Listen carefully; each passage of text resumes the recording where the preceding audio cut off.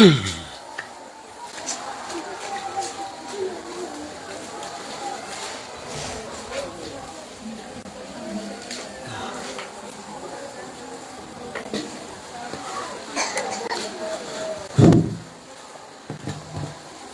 الحمد لله نحمده ونستعينه ونستغفره ونعوذ بالله من شرور أنفسنا ومن سيئات أعمالنا من يهده الله فلا مضل له ومن يضلل فلا هادي له وأشهد أن لا إله إلا الله وحده لا شريك له وأشهد أن محمدا عبده ورسوله صلى الله عليه وعلى آله وأصحابه والتابعين لهم بإحسان إلى يوم الدين. يا أيها الناس اتقوا ربكم الذي خلقكم من نفس واحدة وخلق منها زوجها وبث منهما رجالا كثيرا ونساء واتقوا الله الذي تساءلون به والأرحام إن الله كان عليكم رقيبا. يا أيها الذين آمنوا اتقوا الله حق تقاته ولا تموتن إلا وأنتم مسلمون. يا أيها الذين آمنوا اتقوا الله وقولوا قولا سديدا يصلح لكم أعمالكم ويغفر لكم ذنوبكم ومن يطع الله ورسوله فقد فاز فوزا عظيما. أما بعد فإن أصدق الحديث كتاب الله وخير الهدي هدي محمد وشر الأمور محدثاتها وكل محدثة بدعة وكل بدعة في النار. السلام عليكم ورحمة الله وبركاته. adúpẹ́ orí ọlọ́run ọba lórí ẹnìkọ̀ọ̀kan wa. Atọrọ ìkẹ́ ìgẹ́ ọlọ́run fún aṣáájú ẹ̀dá sallallahu alayhi wa sallam, ẹni tí a bẹ̀ ọlọ́run ọba kó ṣoore lílo ìgbésí ayé wa níbàámu sí súnnà ẹ̀, kó gba ẹ̀mí wa, kó gbé wa dìde ńjọ́ àjíǹde lọ́mọlẹ́yìn ẹ̀. alaikumussalam wa rahmatullahi wa barakatuh. Eléyìí tí a tọrọ yìí òun náà ni sábàbí mímá wá bí wa lọ́sọ̀ọ̀sẹ̀ pé ká lè mọ kí ni Ọlọ́run bá fi rán, báwo ló ṣe ní ká tó ìgbésí ayé títí wá ó fi yàtọ̀ sí tàwọn aláìmọ̀ kan, yálà nínú àwọn tí wọ́n kọ̀ láti gbẹ̀sìn Islam ni àbáwọn tí wọ́n gbà á ṣùgbọ́n tí wọ́n ò gbìyànjú, tí wọ́n ò tiẹ̀ bìkítà láti ní istiqama, ìdúró déédéé nínú Islam wọn. Ìdààmú wa bá ṣe ń lọ bá ṣe ń bọ̀, mo bẹ̀ Ọlọ́run ọba ọlọ́dàkùn má jẹ́ ó já sásán o. Àìní já sásán yìí náà ni pé àwọn ẹ̀kọ́ tá à ń kọ́, ohun tí a fi ń sùn, ohun tá a ní ní purpose target wa ni pé a fẹ́ ṣẹ̀sìn níbàámu sí ń tẹ̀lé Ọlọ́run ọba àtọ̀rọ̀ ànábì tó júwe fún ni. Ẹ̀rí ọ̀rọ̀ Ọlọ́run àtọ̀rọ̀ ànábì ohun tó júwe fún wa, a fẹ́ ṣe ẹ̀sìn wa níbàámu sí. A wá rí i pé lílàníyàn pa afẹ́ ṣe nìkan ò tó, èèyàn tún gbọ́dọ̀ wámọ̀ ẹ̀. Téèyàn bá láníyàn ẹ̀ tí ó bìkítà láti wámọ̀ ẹ̀, a máa ṣe bídíà lórúkọ pé òun ṣe súnnà, òun tẹ̀lé aṣáájú ẹ̀dá náà ni. Téèyàn bá wá láníyàn ẹ̀ tó tún nímọ̀ ẹ̀, àfi kó tún wá bẹ̀ Ọlọ́run ọba yìí pé kó fóun ní ìjánu, kóun ó lè kóra òun ní ìjánu, tóun ó fi rífẹ̀ẹ́ nú ara òun tẹ̀ mọ́lẹ̀. Èèyàn a máa nífẹ̀ẹ́ súnnà tí ó nímọ̀ súnnà tí ó sì ní rí súnnà tẹ̀lé, tí ò bá lè tẹ̀fẹ́ nú ẹ̀ mọ́lẹ̀. So a nífẹ̀ẹ́ la ṣe ń wá síbí, a fẹ́ kẹ́kọ̀ọ́ ẹ̀ la ṣe ń wá síbí.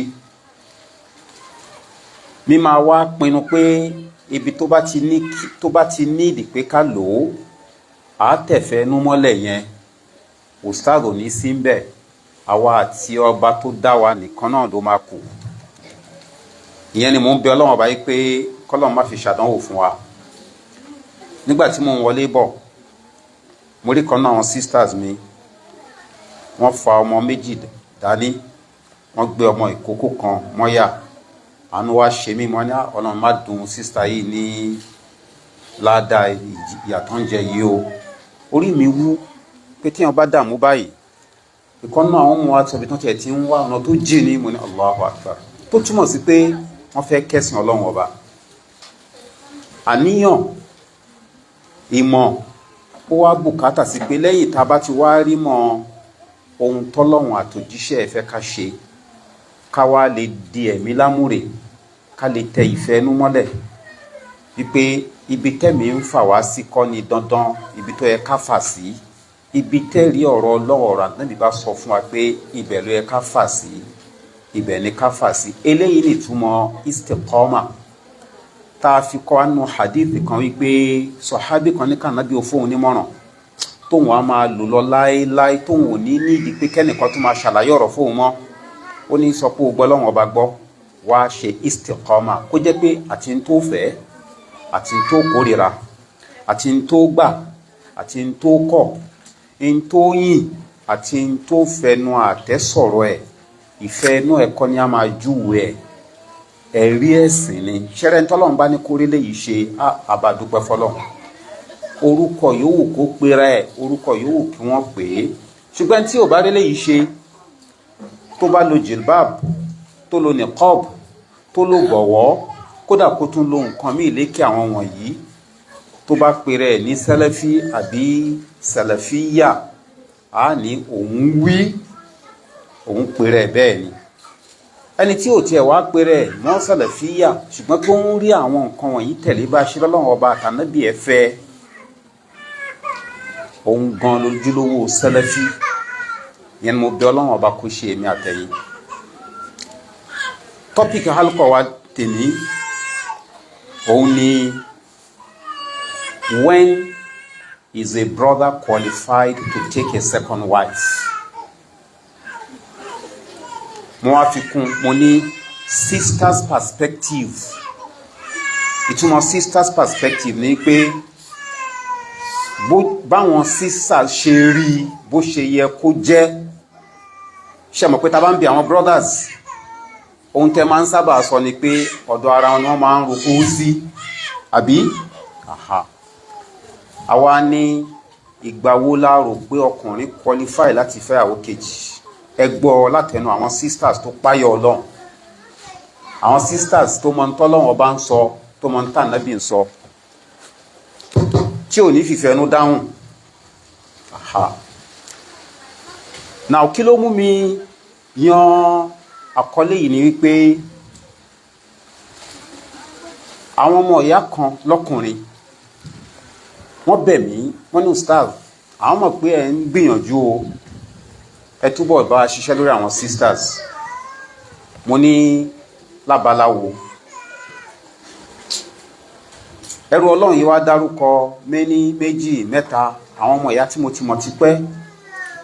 ó ní ṣé mo mọ̀ wípé àwọn ẹlẹ́hà àwọn ò sí nílé wọn mọ́ báyìí. mo ní kí ló fà á, ó ní wọ́n ti bínú lọ. mo ní kí ló fà á gan tí wọ́n fi bínú lọ.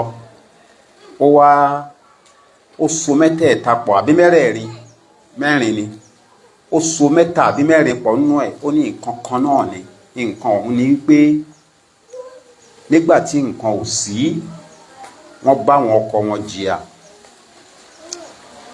ìgbà tó di pé ó jọ bí pọ́kùnrin yẹn fẹ́ fẹ́yàwó kejì, wọ́n wá ń rán létí pé àwọn ti bá jìyà sẹ́yìn o, kò sáǹfààní pé sísítà kan ń bọ̀ lọ́wọ́lọ́wọ́ táwọn wà yìí. brother dẹ̀ takú pé Ọlọ́run fóun lẹ́tọ̀ọ́ láti lè fẹ́yàwó kejì nígbàkigbà tóun bá rò pé òun tó fẹ́. tí wọ́n bá rò pé òun tí tó fẹ́, òun tó fẹ́ ń tòun. ìkíní ìkejì kẹta, ó ní nǹkan tó fà á tí wọ́n fi bínú kúrò nìyẹn. ó dárúkọ ìkẹrin ó ní ṣùgbọ́n ẹni kẹrin yẹn ó dàbí pé òun ti padà wá sílé ọkọ ẹ̀. mo wá ní tó bá ní kí n máa bá wọn sọ̀rọ̀ mo ní ó wà insulting sí mi gan torí pé tó bá ń jókòó tí wà ní halkọ tó ń gbọ́ nǹkan tá à ń sọ ni wàá fẹ́ rò pé mo ti sọ lásọjù gan.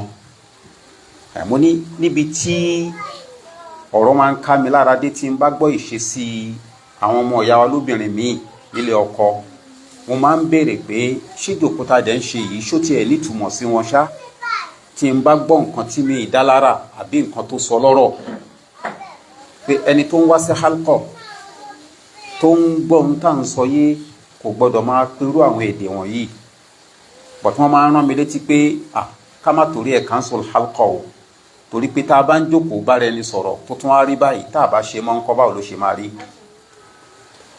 ṣùgbọ́n èyí tí mò ń rí fà sí yìí nígbà tí brọ́dà yẹn máa ṣàlàyé mo rí i pé rárá kò rọ́rọ̀ sọ. mo gbọ́ situation àwọn tí ó sọ yẹn mo wá fi tiẹ̀ gangan ṣàpèjúwe pé kò sọ̀rọ̀ ń bẹ. mo ní mi ò mọ tàwọn mẹ́ta yòókù ṣùgbọ́n mo mọ tiẹ̀. tó bá jẹ́ bí tiẹ̀ ṣe rí táwọn yòókù rí o lè dá wọn sisters yẹn lẹ́bi. ó ní báwo ni mo rò pé tóun ṣe rí. mo ní mo rántí pé nígbà tí wà àti ẹlẹ́hẹ̀ẹ́ tẹ́jọ ní challenge mo bá yín jókòó àwọn nǹkan tó wà very basic very fundamental ó tí provide fún ìyàwó ẹ̀ mo dẹ̀ rán létí àwọn nǹkan ọ̀hún. ó lóòótọ́ ni ó ní ustad ẹ̀ parọ́. mo ní etí kan ò gbọ́dọ̀ bá wa gbọ́ wípé ẹni tí ò tí ì rí àwọn nǹkan wọ̀nyẹn ṣe fún ìyàwó ẹ̀ ó ń ronú póun fẹ́ fẹ́yàwó kejì. ó wá ní kì í ṣe póun náà ṣàìmọ̀ wípé òun ò tí ì rí nǹkan yẹn pèsè fún ìyàwó nígbà tóun dábàá póun fẹ́ fẹ́yàwó kejì. ó ní but ustad kí ni káwọn wá ṣe àwọn ò fẹ́ ṣe ṣìnà. mo ní ṣé ìyàwó ẹ̀ ń kọ oorun ni. ó ní ṣé mo mọ̀ pé ọlọ́run fún ọkùnrin lójú kòkòrò sexual intercourse dúra wọn lọ. mo ní bẹ́ẹ̀ ni. ó lóun wà nínú ẹni tádánwò yẹn wà fún. so bí ò tiẹ̀ fẹ́ kọ oorun ó máa dé level kan ipẹ́ ò ká òun mọ́. mo ní òkè ìgbà tí pé ò wá ká ẹ mọ́ tó sì rí pé ò ní kápá kí ló yẹ kó o ṣe. òun wá ń dára ẹ̀ lóhùn ó nígbà tóun ò fẹ́ ṣe ṣìnà option kan tó kù náà ni pé kóun take second wife. òun sì ti rí ẹni tó ṣèlérí pé gbogbo ìnáwó bẹ̀ òun máa gbé. ẹ gbọ́ mi dáadáa o ẹ̀yin sisters ó ti rí sister tó fi lọ́kàn balẹ̀ wípé gbogbo ìnáwó bẹ̀ òun máa gbé. mo níwọ náà sì gbàgbọ́ pé ó máa gbé lóòótọ́. àṣẹ́rí bí gbogbo yín ṣe rí nìyẹn o. ẹni bá fẹ́ wọlé ó lè ṣèlérí pé gbàgbé ọ̀rọ̀ owó ọbẹ̀ á wọlé tán kóun náà tó máa wá béèrè oríṣiríṣi. tí ìnáwó gbágbádúdú nìkan yẹn tiẹ̀ kéré bọ́jọ́ kan péré nìyẹn. ó lè lóun á gba hall òun á gba chair òun á gba tent. but ó lè fi ọkùnrin yẹn lọ́kàn balẹ̀ pé bùkátà gan òun ò ní gbèrò ẹ̀. so mo wá ní ìwọ náà sì gbàgbọ́ nígbà tí wọ́n ń ṣèlérí. ó ní nítọ́lọ́hún kì í ṣe pé òun náà kú lórí. òun náà mọ̀ pé ẹni tóun bá tayò yẹn náà fẹ́ kílẹ̀ dẹ̀ kóun ráyè ìjókòó ni. òun náà mọ̀ pé tó bá wọlé tán kò ní rí bẹ́ẹ̀ mọ́. ó ní but nǹkan tí ó ń ṣe òun ni pé ara ń béèrè òun ò dẹ̀ fẹ́ ṣe ṣìnà. ẹni tí ò gbọ́ Yorùbá wà ok ọlọ́run á jẹ́ kí n lè rántí sọ gbé tí mo ń sọ ilé ìbò. ó ní therefore táwọn bá bára wọn wù situation yẹn ohun táwọn rò ní pé kànràn káwọn lọ rọ́lu iná látara ṣìnà. ó yẹ kí sísítà tó bá nífẹ̀ẹ́ ọkọ ẹ̀ kó páyà pé kọ́kọ́ òun ó má wàá jẹ̀bi Ọlọ́run kó sún fẹni tó ń bọ̀ láti má jẹ́ káwọn ṣe ṣìnà. mo ní in summary àwọn sisters wa wọn ní sùúrù tó fún yín ní time tẹ ní challenge yẹn. ó ní bẹ́ẹ̀ ni. mo ní okay ìyẹn ti wà noted. pé ẹ fẹ́ ká bẹ̀ àwọn sisters pé kí wọ́n máa ṣe sùúrù tó bá di pé àwọn ọkọ wọn ní obìnrin kan ò ká wọn sì tí ní arzikì tí wọ́n lè fi fọwọ́ sí pé àwọn tó yàwó méjì yìí fẹ́, ṣùgbọ́n tó ń ṣe àwọn ò gbà pé káwọn mú sùúrù dìgbà táwọn á fi ní arzikì tó gbé obìnrin méjì. So àwọn ní ká bá yín bẹ̀ pé kí wọ́n ṣe sùúrù oníbẹ̀ ni mo ní òkè. Mo wá rán létí àyà kan nínú Suratul Nur tọ́lọ́hun ní waliyasta'fifi alladhina la yajiduna nikaha hatta yughniyahumullahu min fadli. Nígbà tọ́lọ́hun sọ̀rọ̀ pé ẹ máa wá ọkọ fún àwọn tí ò lọ́kọ nínú àwọn obìnrin láwùjọ yín,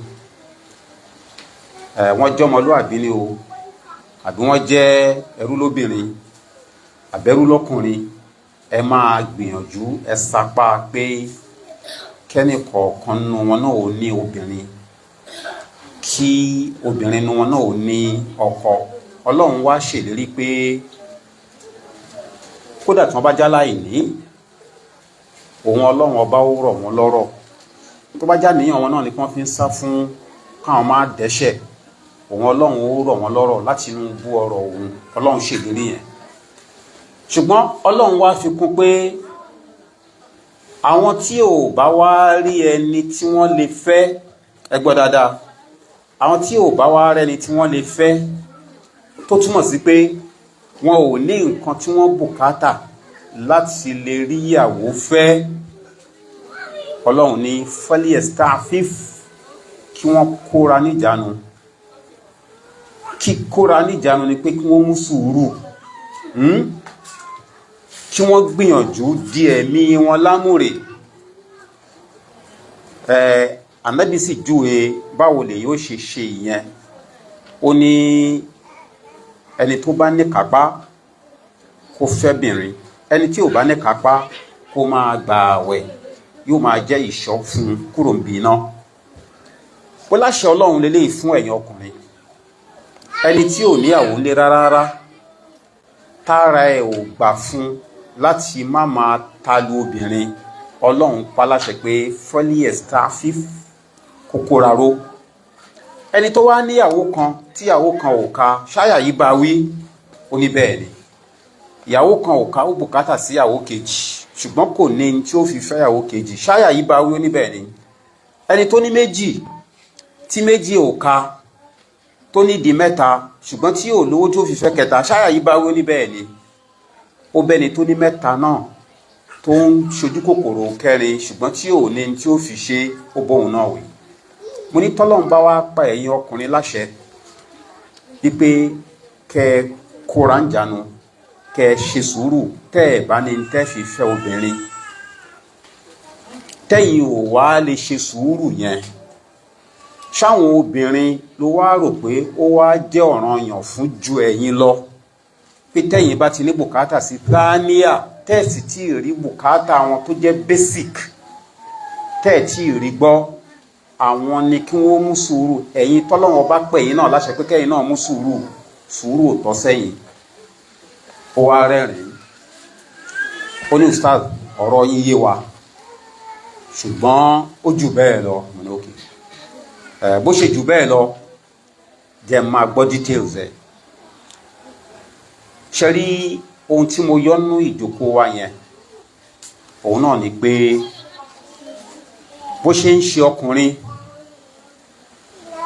nígbà míì á dàbí pé ẹ̀sìn làwọn fẹ́ sìn, làwọn ṣe ń garùn pé àwọn fẹ́ fẹ́yàwó kejì, tóbìnrin ò sì fojú kó fẹ́ fi ṣẹ̀sìn wò ó.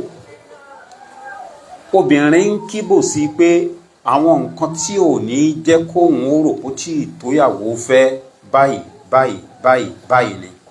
Ìkànnú ẹ̀ wá ní nǹkan tèmi sọ yẹn pé àtó báyìí tí ì rí nǹkan tó jẹ́ basic bùkátà gbọ́, mo sì ní tiẹ̀ mo rántí dáadáa pé mo ṣàlàyé fún ẹ lójú arábìnrin ẹ pé ó ṣàbòsí sí i tó ò bá rí nǹkan báyìí báyìí báyìí gbọ́, tó wá ń rò pé o lẹ́tọ̀ọ́ sí ìyàwó kejì. So mo wá fẹ́ bẹ̀ yín ẹ̀yin sisters torí nǹkan tèmi sọ fún jọ́nà kò jẹ́ basic ó lè yàtọ̀ sí nǹkan tẹ́yìn kà fún basic kọ́rọ̀ mi lè yé yín dáadáa ẹnìkan sọ fún mi pé nígbà tóun fẹ́ fẹ́yàwó kejì ó sọ fóun pé òun máa gba nǹkan tóun á fi wọnú ó sì sọ iye millions wàláhì iye millions tóun fún tóun fi rọ̀ ọ́ pé kó má bàa ṣe protest yẹn ò dẹ́ ṣe guarantee pé ńgbà tó ti gba owó yẹn pé kò ní sí wàhálà mọ́ àkóṣùọ̀ ẹni tí kíní ìṣẹ̀lẹ̀ sí ló ń sọ fún mi o kì í wá ṣèyàn kan wọ́n pọ̀ bẹ́ẹ̀ ẹlòmíì á ní kóun lè fi rọ̀ nínú òun á rán ní Mẹ́kà bẹ́ẹ̀ ni dáadáa ni àti rírú ẹ̀ ẹlòmíì á ní òun á gba ṣọ́ọ̀pù fún èyí tó máa ra káà fún wa eléyìí sọ iye owó tó fẹ́ gbà millions ni ó dẹ̀ lóun ṣe bẹ́ẹ̀ now ìgbà tẹ́mi wá decide pé kí n tiẹ̀ gbọ́ lẹ́nu yín ná kí lẹ rò pé ọkùnrin need láti ní kó tó convince pé bẹ́ẹ̀ ni òun tó ìyàwó kejì fẹ́ mo ronú kan àwọn kan tó jẹ́ pé láì sí èméjì ń bẹ ọlọ́run kẹ́ wọn kódà tó bá jẹ́ pé ìgbà láàyè wà kéyìn ó fẹ́ ju obìnrin mẹ́rin lọ ni àáfẹ́ sọ pé pẹ̀lú ntọ́lọ́wọ́ bá ń pèsè fún ẹ àwọn sisters wa kọ̀ọ̀kan tí ò rọ́kọ yìí ó yẹ kó wà nínú ẹni tí ò bá wà assist wọn ká láǹfààní kéèyàn fẹ́ ju mẹ́rin lọ wà ní ṣùgbọ́n ẹ má jẹ́ kó ṣe ilé mọ̀ pé tóun ti bẹ́ẹ̀ nínú àwọn tá à ń sọ yìí ààrẹ tó jẹ́ pé ẹyọ kan tó fẹ́ léyìí tó wà nílé ilé ẹ̀fẹ́ gbiná lórí ẹyọ kan yẹn so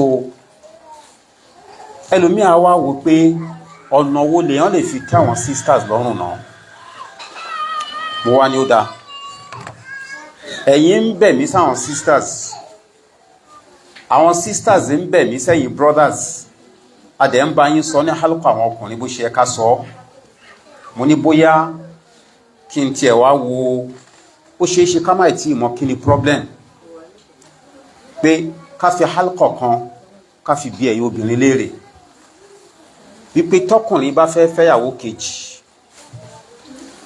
nínú ẹ̀sìn Islam tá à ń sìn yìí kí ni ẹni tó jẹ́ alákọ̀ọ́fẹ́ tó wà nílé ẹ̀ kí ló yẹ kó rí kó tó sọ pé bẹ́ẹ̀ ni ó ti tó fẹ́ kejì káwò bóyá gbọ́yé yẹn ló ṣọ̀tọ̀ọ̀tọ̀ látijọ́ ìta tí ń sọ akàn pọnmi sínú apẹ̀rẹ̀ ni bọ́tá bá jọ gbọ́ra wáyé àmọ́ tó pé òkè àwa ló yẹ ká tún bá ṣe ń gbọ́rọ̀ kalẹ̀ ká tún tó. Our sister who doesn't understand Yoruba, I've said a lot. Let me see if I can summarize it. I said today's topic is what does a brother require to qualify to take a second wife? Sister's perspective, that is from the standpoint of a woman who is married to a man who wants to take a second wife. What would a Muslimah who fears Allah and is upon the Sunnah, what would she require of that man before she thinks he's qualified to take a second wife? And what prompted this topic is the fact that from time to time, brothers ask me to do more talking to our sisters, to let the Sunnah have its way, to let men do as Allah has permitted them to do with regards to taking more than a single wife, whenever they feel certain that they are qualified for it. This request is coming at the same time that sisters beg me to talk to the brothers, not to oppress them, not to deny them their rights. And I have found that quite a number of brothers that went into taking a second wife did not mind the fact that they were not able to provide some of the basic necessities that their wives were entitled to before going into it, or before attempting to go into it. And that caused problems. I'm aware as well that some brothers who are well blessed, who have more than it takes to even cater for 4 women, have had challenges when they chose to take a second wife. So it occurred to me that perhaps we could solve the problem better by letting sisters define what it is that is considered the minimum that a brother must have before it could sound reasonable of him to say he wants to take a second wife. I fear there's a possibility that all these years, we have not been communicating to you correctly. So I want sisters, for Allah's sake, to bear their minds. Ọ̀rọ̀ ẹ̀sìn là ń sọ, ṣé ń gbọ́ mi dáadáa? Mo bẹ̀ nítorí t'Ọlọ́run, ẹ sọ mind yín. Ẹ rántí, àyà Quran lẹ rántí ni o, hadith Ànábì ni o, pé nǹkan báyìí ló jẹ́ ojúṣe ọkùnrin. Tí ò báyìí tí rí gbọ́, ó yẹ kójú tì í, kó tiẹ̀ sọ fún kó ń fẹ́ take thania. Tẹ́ bá ti mọ àwọn nǹkan wọ̀nyẹn, kájọ wò ó pé ṣé bẹ́ẹ̀ ni, tó bá yé gbogbo wa pé bẹ́ẹ̀ ni, ó máa túmọ̀ sí pé tọkùnrin bá ti ní àwọn nǹkan wọ̀nyẹn, ó ti tó ṣe. Tí ò bá wá tí ìfẹ́ ṣe, ìdí mi ni ò ṣe tí ìfẹ́ ṣe. I say, if we all can remind one another of those things that the deen of Allah makes necessary prerequisites for a man to provide, for a man to be entitled to wanting to take a second wife, if you can spell them out, then we all will agree that any man who has those things is basically qualified to think of taking the second wife. And if he chooses not to, it would be for some other reason, not because he's not qualified. Please bear your minds. Feel free. The enemies of Allah have always said Muslim women are oppressed. But we know you are not oppressed. You have turned your hearts towards pleasing Allah. So we're asking you, for Allah's sake, say your mind. Let's understand one another so that we can communicate to our brothers. If we think they have been doing things wrongly, then we'll all agree that no, brothers need to be called to order in this respect. Abdurrahman, ejaba mi wo bẹ́ẹ̀ ṣe máa pín numbers fún àwọn sisters. Ẹni bá fẹ́ sọ̀rọ̀.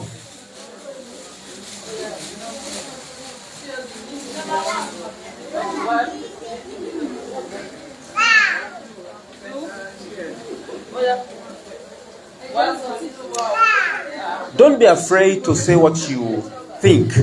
Look, the worst that can happen is for you to get it wrong, and we'll correct you. There is no sin in attempting. What you think, say it out. Fápèjúwe, a gbọ́ sister tó sọ wípé tóun bá ń ṣe thania, irú ilé tí ula ń gbé, wọ́n gbọ́dọ̀ provide fóun. Tí ula bá ti ń lo mọ́tò, after the nikah, kó máa expect mọ́tò tóun. Ó níyẹn ni definition déédéé, àbí? Nígbà tó di fanfa, wọ́n kó dọ́dọ̀ àwọn àfà ní rárá kò rí bẹ́ẹ̀. Ṣé mọ̀ nǹkan tó ń rò nìyẹn, wọ́n wá ní rárá, ìyẹn kọ́ ni déédéé tọ́lọ́wọ́ bá ń sọ. Wọ́n láyé. So tẹ́yìn náà bá láwọn kankan tó ń jọ bíi pé ó ń jẹ́ ká rò pé àbúrò tó ṣe, ẹ sọ. Ṣẹ́rí tá a bá sọ, tá a bá dé mọ́nú, tá a dẹ̀ ń hùwà ní hùwà ẹni tí ò rẹ́ ni kọ́, wàláhì ó bù wá kú o. Ṣé mọ̀ pé ẹni tó réyàn ṣàlàyé ẹ̀sìn fún, ó yàtọ̀ sẹ́ni tí ó rìn síbi tí wọ́n ti ṣàlàyé ẹ̀ fún, tó bá ń ṣàṣìṣe, á ní òun náà kọ́, àìmọ̀ ló ń dòun láàmú. ẹni tó ríyàn ṣàlàyé ẹ̀ fún tó tún wá kọ̀ láti tẹ̀lé ìfẹ́ inú nìyẹn. So mo fẹ́ ká sọ̀rọ̀ síta ẹ̀dá kùtọ̀ lọ ṣe ti pín numbers ẹ̀yà mẹ́ta péré. Bismillah. One little sister, kí lorúkọ ẹ? No, the young sister. Abdurrahman lẹ́ ń pè, kí lorúkọ ẹ? Hibatullah, barakallahu fik. Ẹ̀bùn Ọlọ́run a ṣe ní hiba dáadáa. Ọya bá a gbé fún number 1.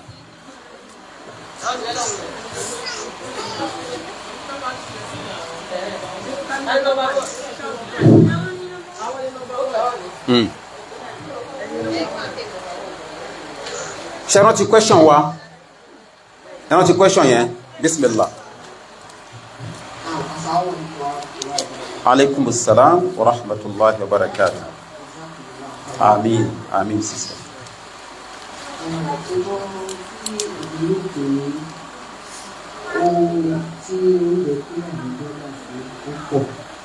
Barakallahu fik. Lákàí.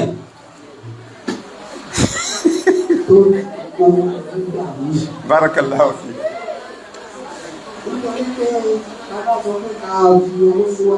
Naam.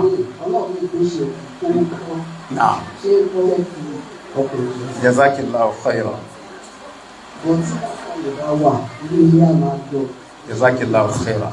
I don't want our sister who doesn't understand Yoruba to miss any part of it. So I will translate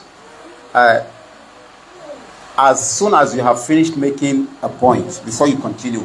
Our sister says the first prerequisite for any man to qualify to take a second wife is that he must be sensible. Now, let me explain what it means to be sensible. Sometimes we marry men based on what is called infatuation. We get attracted to them due to certain things. It could be his wealth. It could be his handsomeness.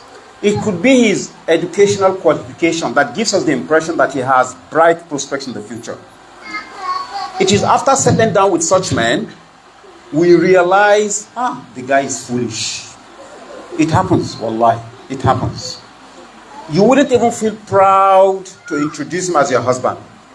It happens sometimes. And at that point, it's usually too late to want to opt out. Now, we know such men in the way they handle issues. So when our sister says he must be sensible, it means he must be mature, he must be wise. Because if he lacks wisdom to govern a house that has a single woman, he would be worse off when he has to govern a house with 2, 3, or 4 women. So barakallahu fikum. And she emphasizes that this is even more important than being wealthy and able to provide material needs for the woman.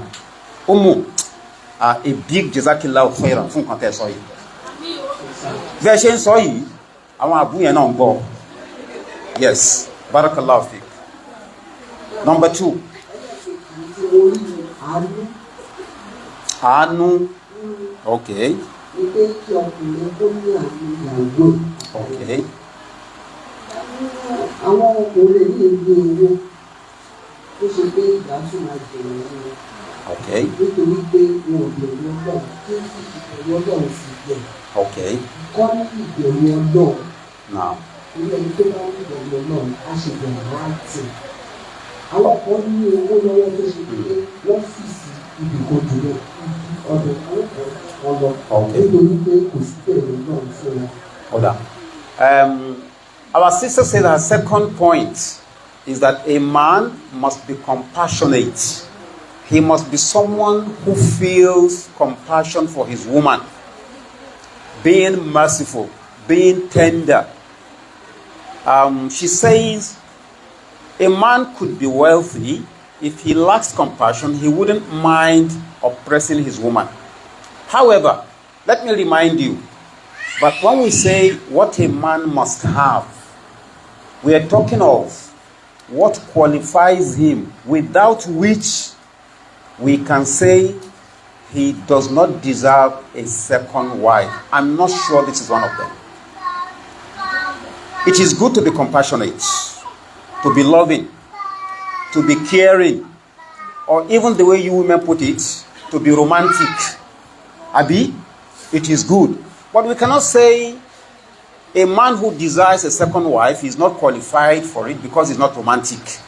We're talking of what the Sharia of Allah says he must have before any scholar can say he hasn't committed any sin, he hasn't done anything wrong, and there is no potential of falling into sin if he does this. So, Anu does not fall exactly under such. It is good to be compassionate, but you can't say it's a basic prerequisite. If a man is harsh or strict, that does not remove from him the right to a second wife.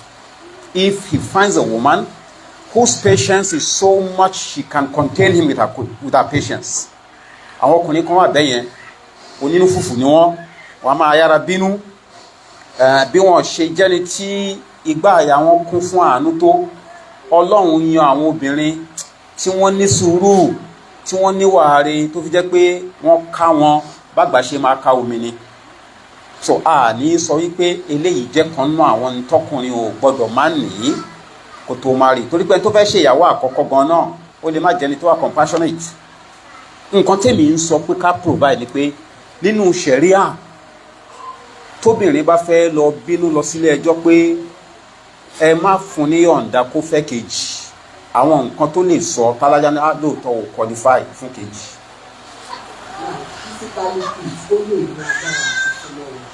Kó ní àti súnmọ́bìnrin. Good. Now, wọ́n ní kó ní agbára, kó ní sexual ability. Our sister says a third requirement is that a man must have sexual ability. Yes, this sounds more like it than the second thing she mentioned. Because that second thing, being compassionate. If he's not compassionate, and the woman who wants to come in says she doesn't mind him, what's our own wahala? And it actually has happened on a few occasions when the woman inside will tell the one coming, say, Abu, yes, you see him outside, you admire him. Abu is wicked, oh. And the sister will say, I will manage his wickedness. Yes, it happens. So that's why I say, but the third point she mentioned now, that is much, a mention point, you can see.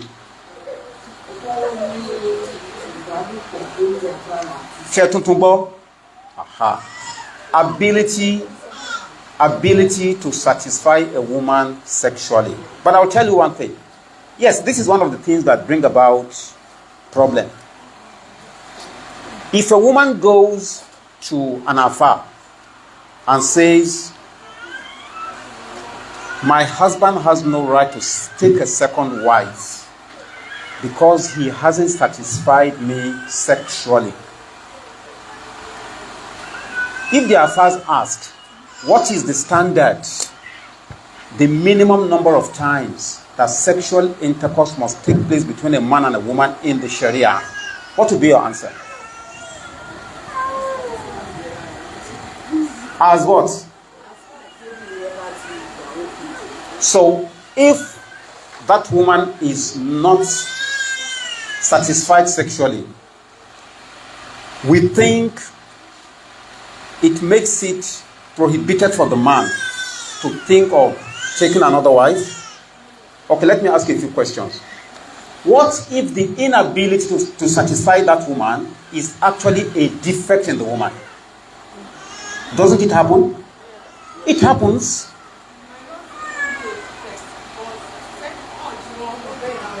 Jazakillahu khaira. That one may not sound very... Our sister is saying it could be because the woman has high libido, high demand, which demands the man's ability is not able to satisfy. And that's the point she's making, that once he is fortunate to have a woman who has high need, which he is not able to satisfy, then he is not qualified to take another one.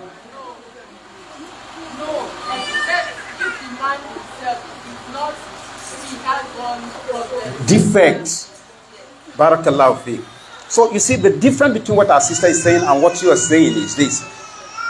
The first sister answering the question says, if the man cannot satisfy the woman, even if he is sound of health, but his body naturally does not have hunger for sexual intercourse as frequently as her own body does, that disqualifies him from taking a second wife. That is why I said you will need to spell out what is the minimum number of times this thing must happen.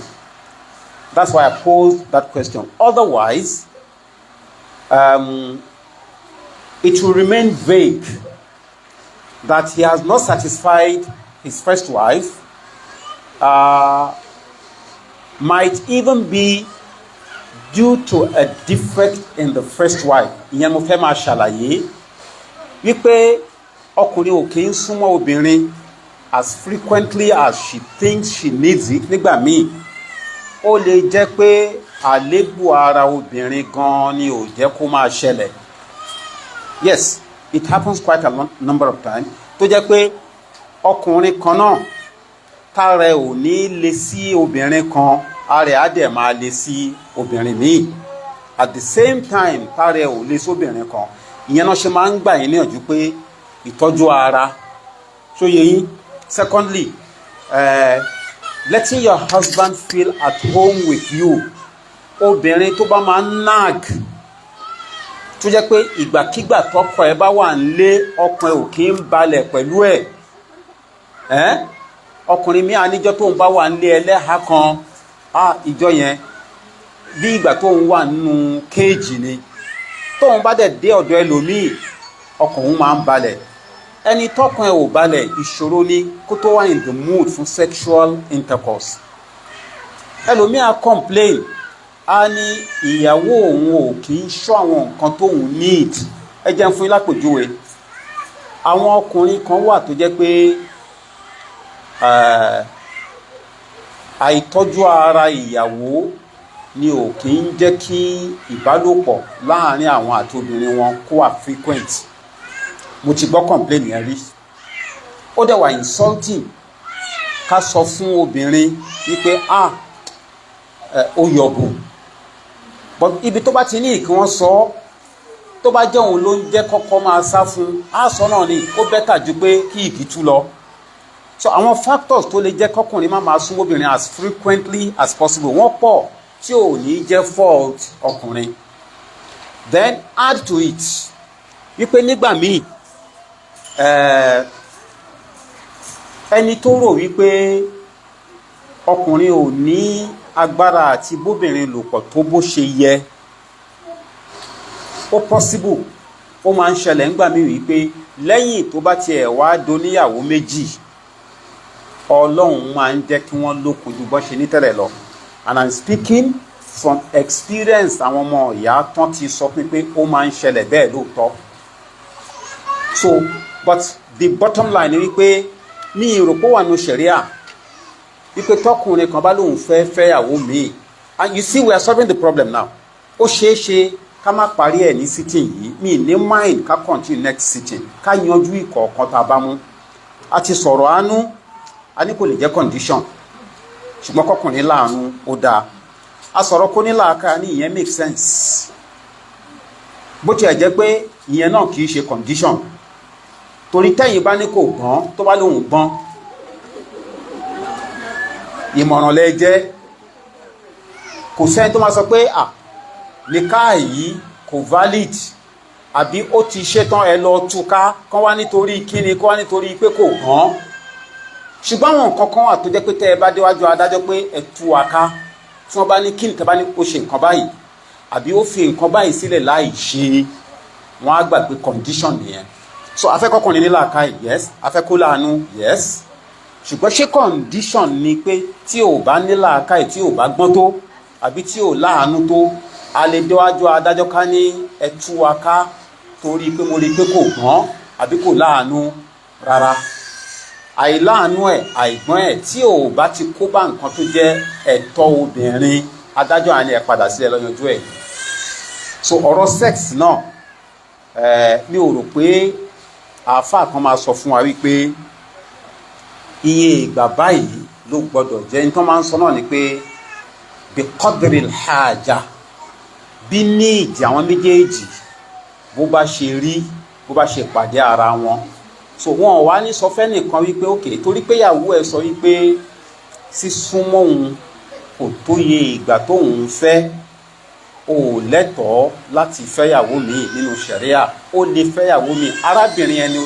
ó máa lẹ́tọ̀ọ́ pé tó bá rí pé òun ò ní lè mára dúró wọ́n lè sọ fún pé kó tú sílẹ̀ ẹ dákun ṣé aspect yẹn clear nǹkan tó túmọ̀ sí ni pé kò sínú ẹ̀tọ́ tá a lè jà fún wípé torí pé bóyá èmi fẹ́ kó máa súnmọ́ mi ní iye ìgbà báyìí tí ò dẹ̀ ní kápá láti súnmọ́ mi fún iye ìgbà yẹn tó bá fẹ́ fẹ́ ẹlòmíì ká wá sọ pé haramu ni kó wá jẹ́ pé tá a bá délé ẹjọ́ tá a ní à ń béèrè fún khulu ó kọ̀ kó grant wa adájọ́ wa ní torí pé arábìnrin yìí ó sọ fún ẹ pé minimum iye ìgbà báyìí ló gbọ́dọ̀ súnmọ́ òun marriage tó ṣe ò valid wọn ní sọ bẹ́ẹ̀ nǹkan tó máa sọ ni pé tárábìnrin yìí ò bá lè mú sùúrù ó tọrọ ìtúsílẹ̀ bá wa tú sílẹ̀ ẹ dákun ṣó clear ìyàtọ̀ wà láàrin bá a ṣe sọ yìí àti pé kóbìnrin lọ ní ẹjọ́ pé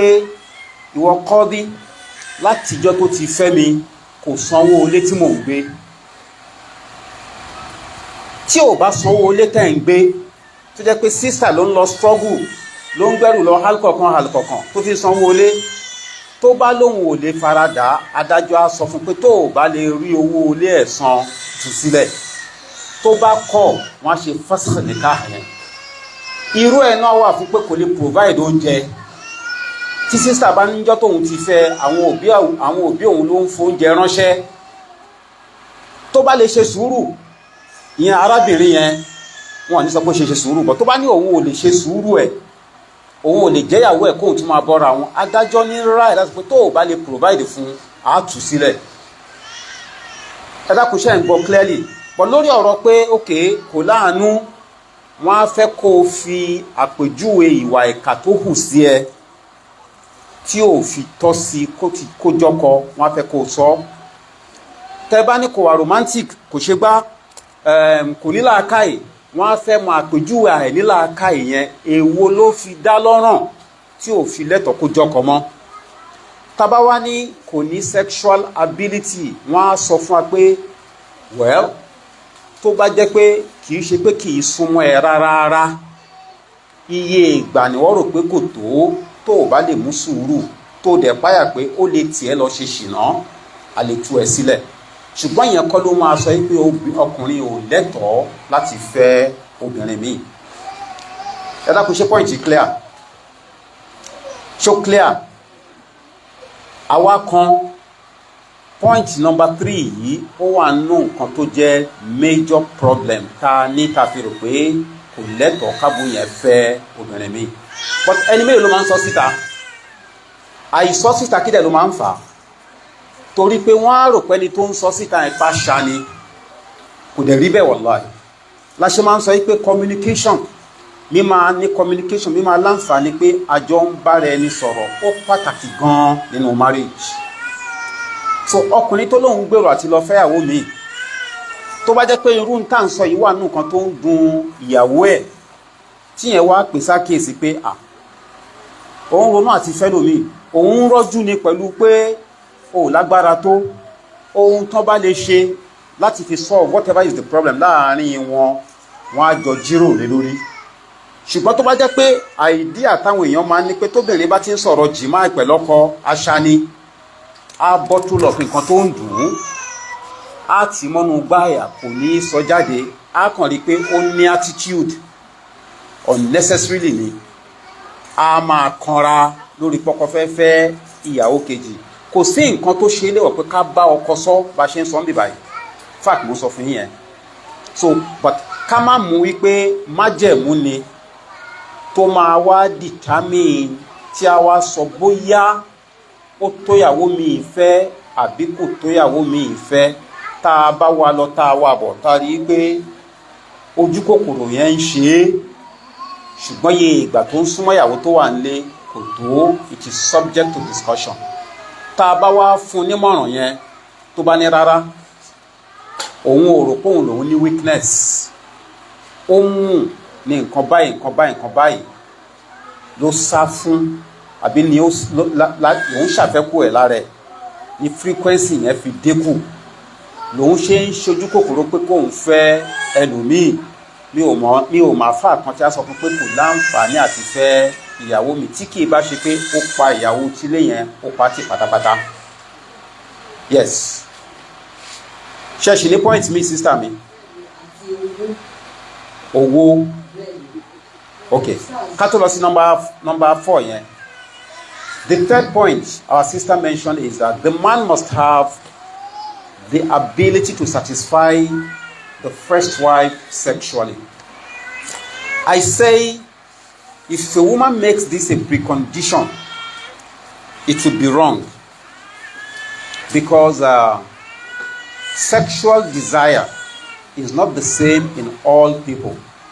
Sometimes the man has it higher than his wife can take. Sometimes the woman has it higher than her husband can provide.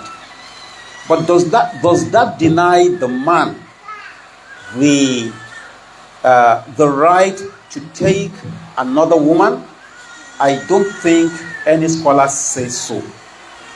Rather, they would say if a woman finds herself in a situation where the frequency of sexual intercourse between her and her husband is so low that she cannot stand it and she fears for herself that she may fall into zina, she is permitted to opt out of the marriage.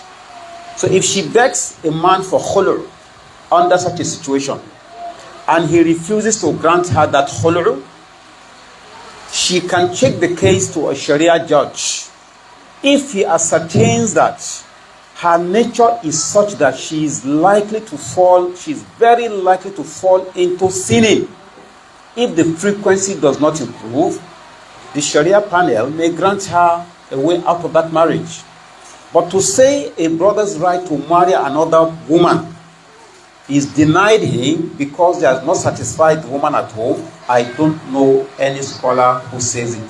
As long as the case is not as bad as to say he doesn't come near her at all, he doesn't have sexual intercourse with her at all. I added that, alhamdulillah, we're getting to the roots of some of the problems.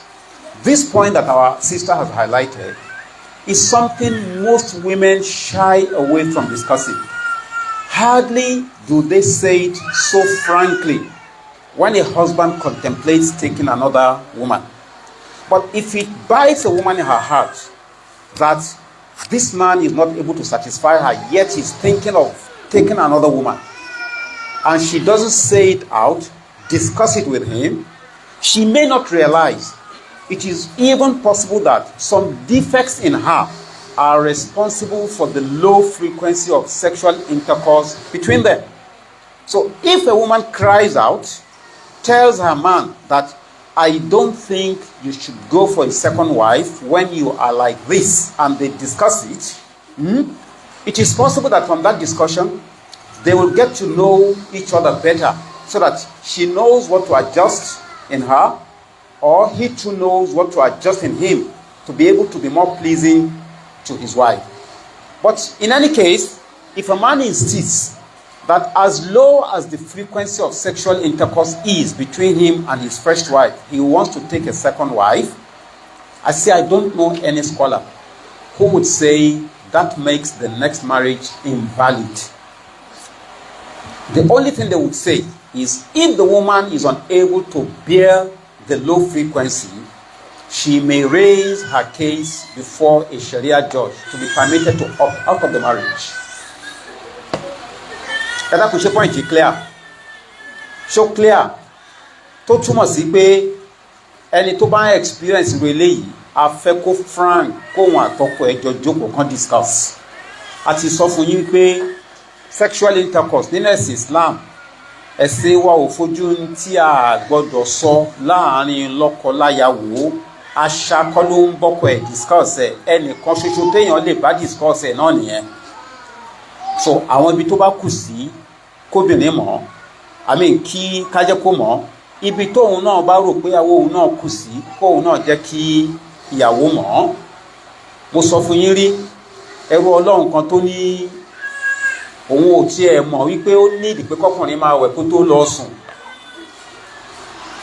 Mo ní ó possible kó jẹ́ pé all this while tíyàwó ẹ̀ bá ń lera nǹkan tó ń fà á nìyẹn. Kan tó bá jẹ́ mi náà ó lọ látàárọ̀ pẹ̀lú ogun kó ogun yẹn ó fẹ́ máa fọ́ ọkàn mi tí ń bá rọ́jú ni mi ní sọ̀rọ̀. Ìwẹ̀ tara là ń sọ nìyẹn o. Ọkùnrin mi ò rí pàtàkì pé kóhun brush kó tó lọ sùn. There are men like that. Ó ṣeé ṣe kóbìnrin náà wà bẹ́ẹ̀. So àwọn nǹkan míì tó ń fà á tá a bá address ẹ̀ frankly a ní mọ̀ pé solution tó ń ṣe wá ó wà nítòsí. So that's point number 3. Ṣé ti ka point sí tán? Now.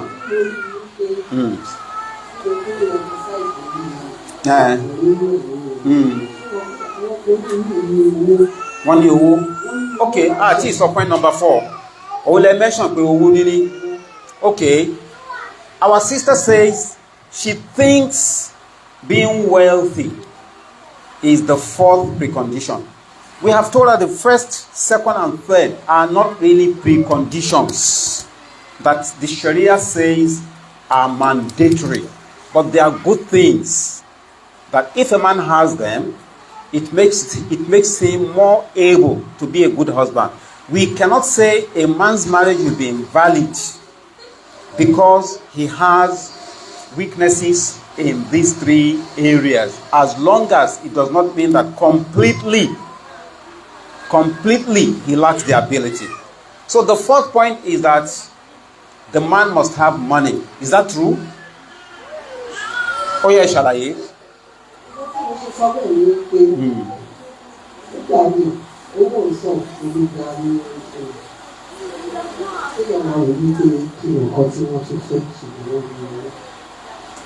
Ọkùnrin ní ìlú ní owó kò ní bẹ̀rù ọ̀nà. Èyí tí mo tẹ̀lé lè sọ wípé ó gbé gbèkà ìdílé pé kó bẹ̀rù ọ̀nà. Torí pé ọkùnrin tó bá bẹ̀rù ọ̀nà á ṣe déédéé. Àwọn ọkùnrin tó bá bẹ̀rù ọ̀nà kò ní fẹ́ ṣe àkọ́jú àwọn ẹ̀kọ́ náà tí wọ́n fi nínú ẹ̀tí kà síwájú rẹ̀ tó mọ̀ wípé òun ò ní agbára láti péjọ àlọ́dá wa. Bẹ̀rù nípa ìfẹ́ ilé tó fẹ́ lọ́kọ̀. Ọkùnrin máa ní owó tó ṣe wípé kò ní wo sáìdì ìyàwó kan á máa ní owó fún ojú kan lọ. Ẹ̀yẹ sọ yìí tẹ̀yìn mọ̀ tó jẹ́ condition nǹkan tá a fẹ́ nìyẹn. Wá wo bẹ́ẹ̀ wípé gbogbo pátápátá kó bẹ̀rẹ̀ lọ́wọ́. Okay. Ó jẹ́ ibi tó bẹ̀rẹ̀ lọ́wọ́. Emphasize pé gbọ́dọ̀ jólówó mọ́. Òun náà wà ní ìsáì but owó gbà mí ó máa ní owó fún ẹni tó bá rí bẹ̀rẹ̀ lọ́wọ́ tó fẹ́ ṣe déédéé.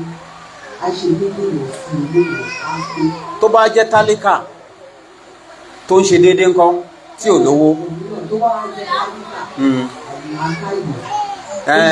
ó ní gbogbo ẹ̀bọ̀ kò lówó, ó ní làákàyè, ó láàánú, ó wà romantic. Ṣé tálíkà lè wà romantic?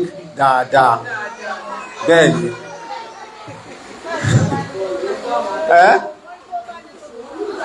Pé tó bá dé kò ní wà romantic mọ́ rárá mi rò bẹ́ẹ̀. Ẹni tó bá wà romantic ní tálíkà a nírètí pé tó bá dé tó dẹ̀ jẹ́ ni tó jẹ́ ahlùsúnnà lágbára Ọlọ́run aró dáadáa fi dára yẹn ni. But point tèmi make rèé, tẹ́ ẹ bá ní owó ẹ̀yin náà ti dára yín lóhùn pé èèyàn lè lówó kó má fi mọ àwọn ará ilé ẹ̀, ìta ni a máa ṣe sí. Lèmi ṣe béèrè pé tó bá jẹ́ tálíkà ńkọ́ ó dẹ̀ ní gbogbo nǹkan tẹ́ ó ní làákàyè, ó gbọ́n, ó láàánú, sexually Ọlọ́run tún kẹ́ ìkànnì òní ó ní míì. Ìkẹrin kò lówó lóòótọ́ but kò dé level pé kébi pa àwọn ará ilé ẹ̀. So owó yẹn èmi ò mọ̀ ní condition. Ọlọ́run ò gbàgbé nígbà tí Ọlọ́run sọ pé àwọn tó bá lówó nù yín ni kán fẹ́ yàwó. Ṣe rí gbogbo àwọn nǹkan tẹ́ ń kà yìí and wallahi bẹ́ẹ̀ ṣe ń kà wọ́n bọ́ ṣe rí lẹ́mìí ọ̀pọ̀lọpọ̀ nìyẹn o. Ló fi jẹ́ pé tí àbú mi bá ní òun ronú fáníà sísà ní kí ló ní ẹrú Ọlọ́run kan lóhun dáyàwó òun lóhun wípé ohun tí mo ní àbí níjọ́ tí mo ti fẹ́ àjọṣe owó lé ó dé ní níjọ́ tí mo ti fẹ́ mi sọ fún ẹ rí wípé owó oúnjẹ ọ̀sẹ̀ yìí ìwọ náà ló máa mánéjẹ láàárín ìwọ àtàwọn ọmọ ẹ o. Ó di méjì. Àwọn nǹkan tẹ́mi fẹ́ gbọ́ lẹ́nu yìí nìyẹn. Àwọn nǹkan tá Nẹ́bì kà sílẹ̀ pé ọ̀ranyàn ni kọkùnrin ó provide ẹ̀ fún ìyàwó ẹ̀ tí ẹ̀ mẹ́nu báyẹn rárá. But ó dáa pé àwọn èyí tó jẹ́ yín lógún lẹ́ ń sọ yìí. But á rí pé àwọn èyí tó jẹ́ yín lógún yìí tó bá jẹ́ pé ọkùnrin tẹ́ wà lọ́ndẹ̀ lòun fẹ́ ṣe fáníà bí sísítà wa ṣe kà yìí bẹ́ẹ̀ náà ló ṣe máa jánú ẹ̀mí wọn. Reality nìyẹn. Tó lè jẹ́ pé gbogbo nǹkan tá a kà sílẹ̀ yìí kì í ṣe ń tó ṣe é sọ níwájú adájọ́ pé torí ẹ̀ mo ṣe rò pé kò qualify láti fẹ́ ìyàwó kejì. Ṣùgbọ́n ìwà adájọ́ níjọ́ tí mo ti fẹ́ ọ̀dọ̀ àwọn òbí mo ti máa ń lọ gba gàrí wá. Àbí tí mi ìbá ìtì ìtajà ní halkọ àwọn ọmọ ẹ̀ ò jẹun ìyẹn ṣe é gbọ́. Tẹ́ ẹ bá ní ìdí tí mo ṣe ní kó má fẹ́ àwọn kejì rẹ̀ kò tí ẹ̀ sáàfà kan tó pé lórí tí ò ní sọpọ́tì yín. Owó ilé yín kò san ara ẹ̀ ni. Mi ò lẹ́wù méjì lọ́rùn kódà èyí tí mo wọ̀ yí gan mo yá ni. Ó dẹ̀ lóun fẹ́ fẹ́ ìyàwó mi kò sáàfà kan tó máa sọpọ́tì ẹ̀. Àwọn nǹkan tí mò ń sọ wípé mo fẹ́ gbọ́ ni àwọn nǹkan tó jẹ́ pé tẹ́ ẹ bá tẹ̀síwájú ẹni tó mẹ̀sìn á ní ẹ̀rí wíwúmù. Tẹ́ ẹ bá ní kò lówó oníyàwó kan ni kò lówó ẹni tó fẹ́ fẹ́ Ọlọ́run bá ní ẹni tí ò bá ìtí ìríyàwó fẹ́ tó bá jẹ́ pé ẹni tó fẹ́ fẹ́ ẹni tó lóhun ò máìn láti fẹ́ tálíkà ní ńkọ́. Àwọn nǹkan míì tó lékè nígbà àyà tòun òun rò pé ó ní òun á bá mánéjì nǹkan tó bá wà. Èyí tó máa jẹ̀yìn lógún ni pé ókè ní o má fẹ́ ìyàwó mi ṣùgbọ́n ojúṣe tiẹ̀ sí wa oúnjẹ owó ilé má jẹ́ àwa kiri. Ṣé gbọ́rọ̀ mi yé? Àwọn brothers wa ní aspect yẹn ọ̀pọ̀lọpọ̀ àwọn làwọn qualify pé but obìnrin á rẹ́ndà wọn unqualified. Mo ní báwo?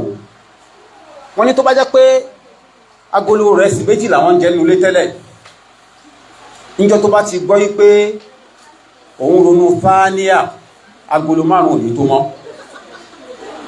Ṣé ó ṣẹlẹ̀ lóòótọ́ àbí ò ṣẹlẹ̀?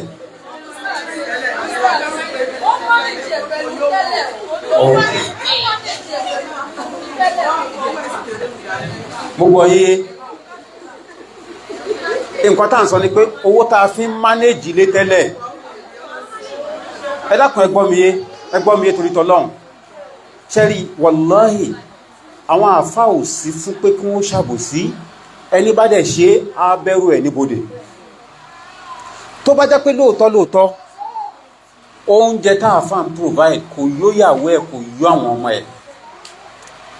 Nígbà míì tí sábà mánéjì kọ́ọ̀pù méjì ọwọ́ ààrẹ ló ti ń fowó kún tó bá ní àrárá o òun ò ṣe yẹn mọ́ àdálẹ́bì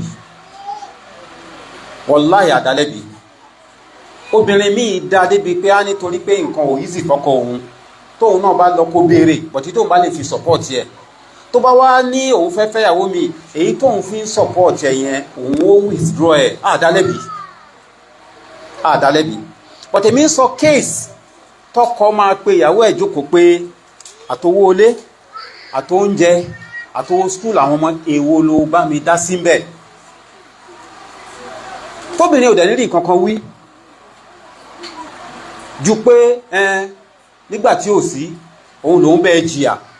Ṣé ńgbà tó wá délẹ̀ ń sìn kẹ́nìkan máa wá jábọ̀ ohun tó ń sọ ni pé ẹni bá ti bá ní jìyà ó ti gba certificate má fẹ́yàwó lé ibo la fẹ́ tún ẹ̀ sínú ṣẹ̀ríà bọ̀ṣẹ́rí obìnrin tó bá jẹ́ pé lóòótọ́ ohun tọ́kọ ń provide tó ète ló ń dá tó fi ní kò tóun táwa ò bá mọ̀ sọ́lọ́run ọba tó dá òun ni ibi tá à ń bẹ̀ yìí sí ni ẹ pé ẹ̀yin ẹ ṣe yìí tó fi jẹ́ pé tẹ́ bá déwájú Ọlọ́run ẹrù yín máa fúyẹ́ ìgbà tá ànábì ní òun wọnú ná tó láwọn obìnrin ló pọ̀ jù ń bẹ̀ ṣe rántí ìdí méjì tó ní wọ́n fi kángun síná èpè ṣíṣẹ́ kí ni kejì àìmoore ara àìmoore ni kọkùnrin máa provide ohun tó yóò àtàwọn ọmọ ẹ kó wá ní kó lè mọ́ lọ́rùn èyí tó ń provide tó ń yóò wá yẹn á ní òyò àìmoore ni wallahi àìmoore ni ẹlòmí a máa wá fọn káàkiri kódà ọ̀fẹ́ lè lọ kanlẹ̀kùn lébọ̀ pé ṣé wọlé rẹ̀ sí ilé ká fún ẹ tí ò bá sí pé ńgbà tó bá dé torí pé agolo òróró ti fìdí jálẹ̀ á ní àá ṣóun lè tó yàwó kejì fẹ́ báyìí obìnrin míì ń da léte brothers complain àwọn tí ò lẹ́sìn lè máa ṣe yẹn kò tọ́ sẹ́yìn wallahi kò tọ́ sí yín so tẹ́ bá ní kó lówó màá ní kó lówó débi tí ó fi provide nǹkan tọ́lọ́wọ́n bá ṣe lọ́ranyàn lẹ́yìn lórí nínú kó lówó àti gbẹ́ni tó ní tó bá tiẹ̀ wá dé ṣé ìyàwó kejì ló yẹ kó kàn ọkọ ní kí ló yẹ kó kàn ó ní kò tí ì ṣí ṣọ́ọ̀bù fóun ṣẹ́yìn náà ń rò bẹ́ẹ̀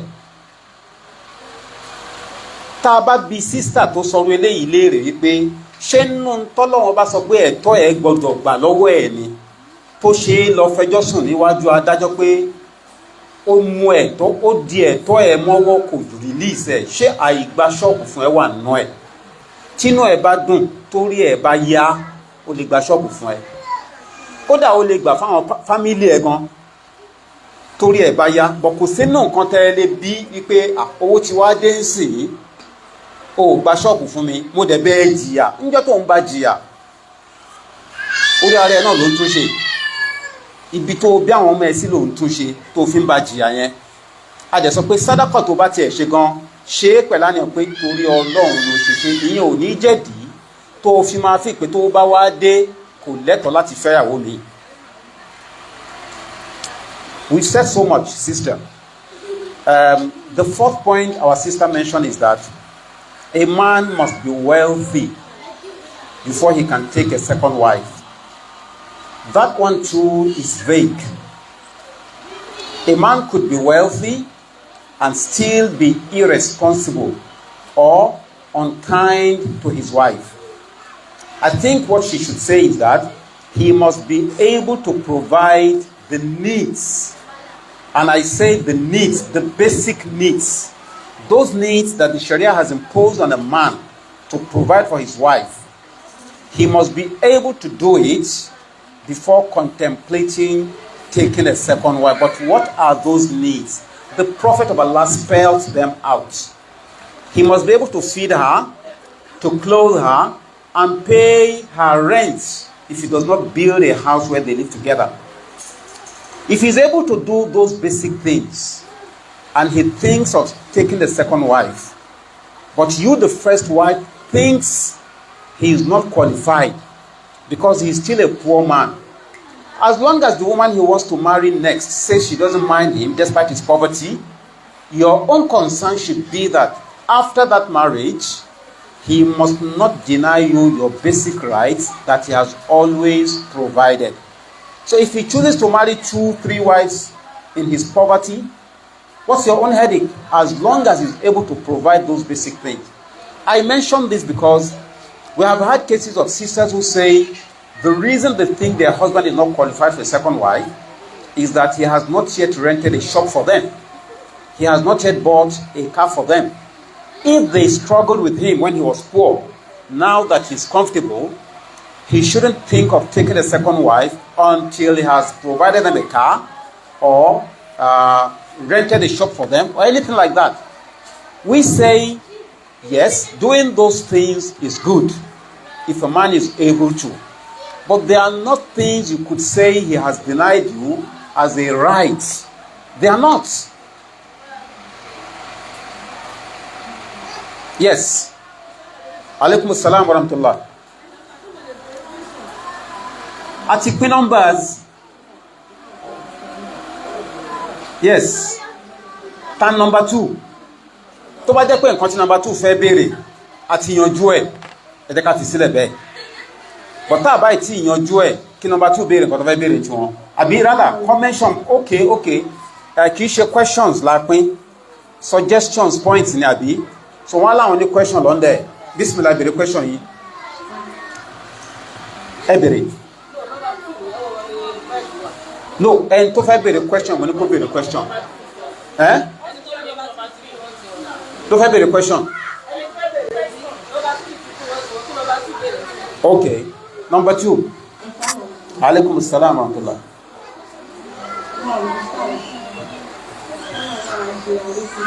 Àmín àtẹ̀yìn náà. Àmín. Jazakillahu khairan.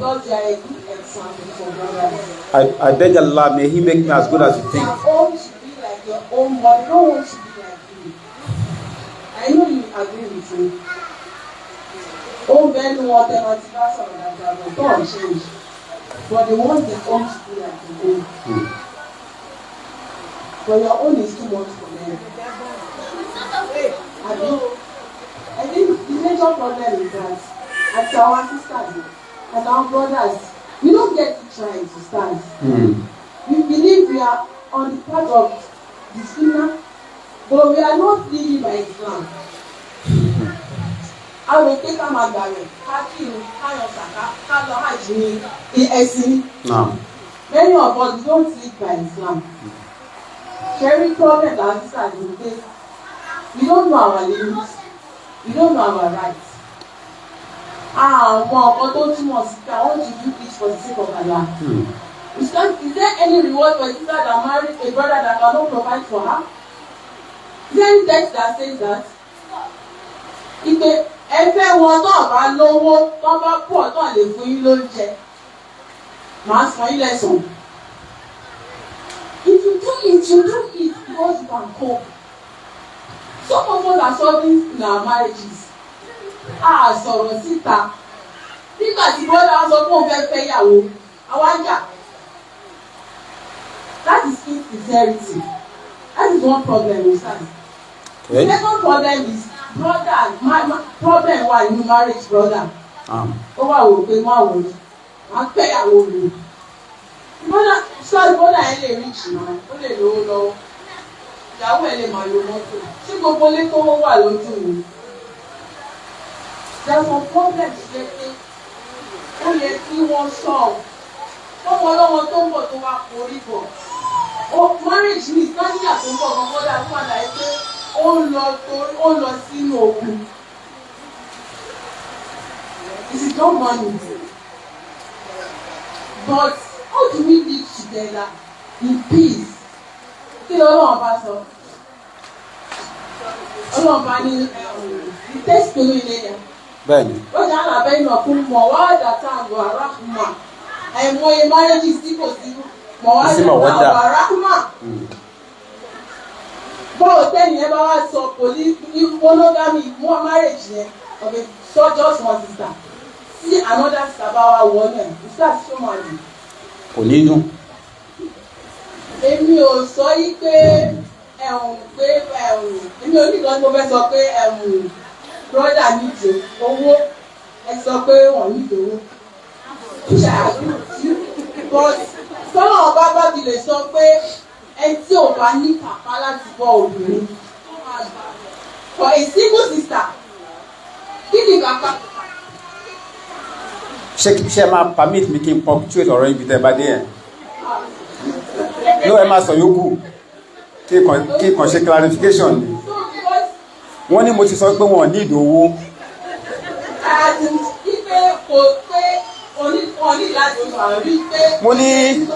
Mo ní kì í ṣe olówó nìkan ló wà entitled sí Tania. Ẹ̀dẹ̀ jẹ́ kí n ṣàlàyé ẹ̀. Ṣé ń gbọ́ mi dáadáa? Kí n má gbàgbé pọ́ìntì mi ni. ó ń láti jẹ́ pé ẹ ṣì mí gbọ́yé.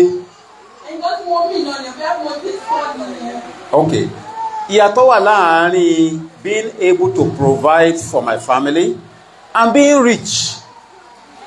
There are people who are not rich but they provide for their families.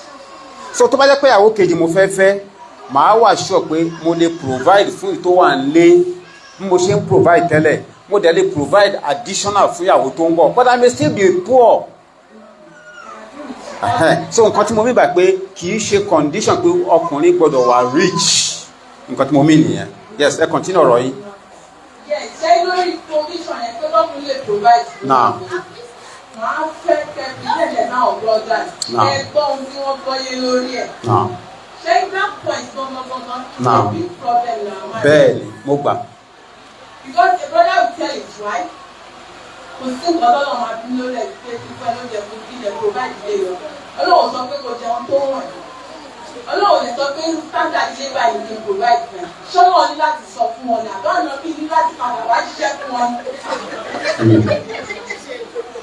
If a sister is managing a marriage,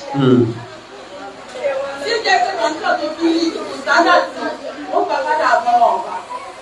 Kí wọ́n tó ń fún wọn náà ọmọ jẹ wá lóòótọ́. Àwọn ọmọ lọ school, bọ́dà lọ sọ school fees, ó ń rà wò, títà ló ra bàtà ló ra school bag. Anybody lọ, aspect àti títà ìdílé o. Àwọn ọmọ ra, à ń sọ padà, ó wá sọ fún bẹ́ẹ̀ bẹ́ẹ̀ àwọn olùwà wá pariwo. Kí ló ń kó pariwo tẹ́lẹ̀? That's why we are having problems. Our problem tó bá wà nínú marriage is within ourselves. Mo fi pé táwọn èèyàn try láti máa solve it. Ká sọ̀rọ̀ jáde, you are not okay with your marriage. Kò ní ṣègbà tí brother bá fẹ́ take another wife. Ní wàhálà màmá wa ṣe. Sometimes brother àná ẹlòmíì rí jọ àgbáyé mi. But pé ìwọ́n tó wà ní fún ẹ kó o jẹ òǹdélé níbẹ̀ nígbà tí mo fẹ́ mo ń fẹ́ lóúnjẹ lóṣù. Mo mentally unstable. Ẹ lọ pé ká má lọ pé mental health doctor àwọn wá test gbogbo wa táwọn ní. Many of us dáná wà dáná ní positive.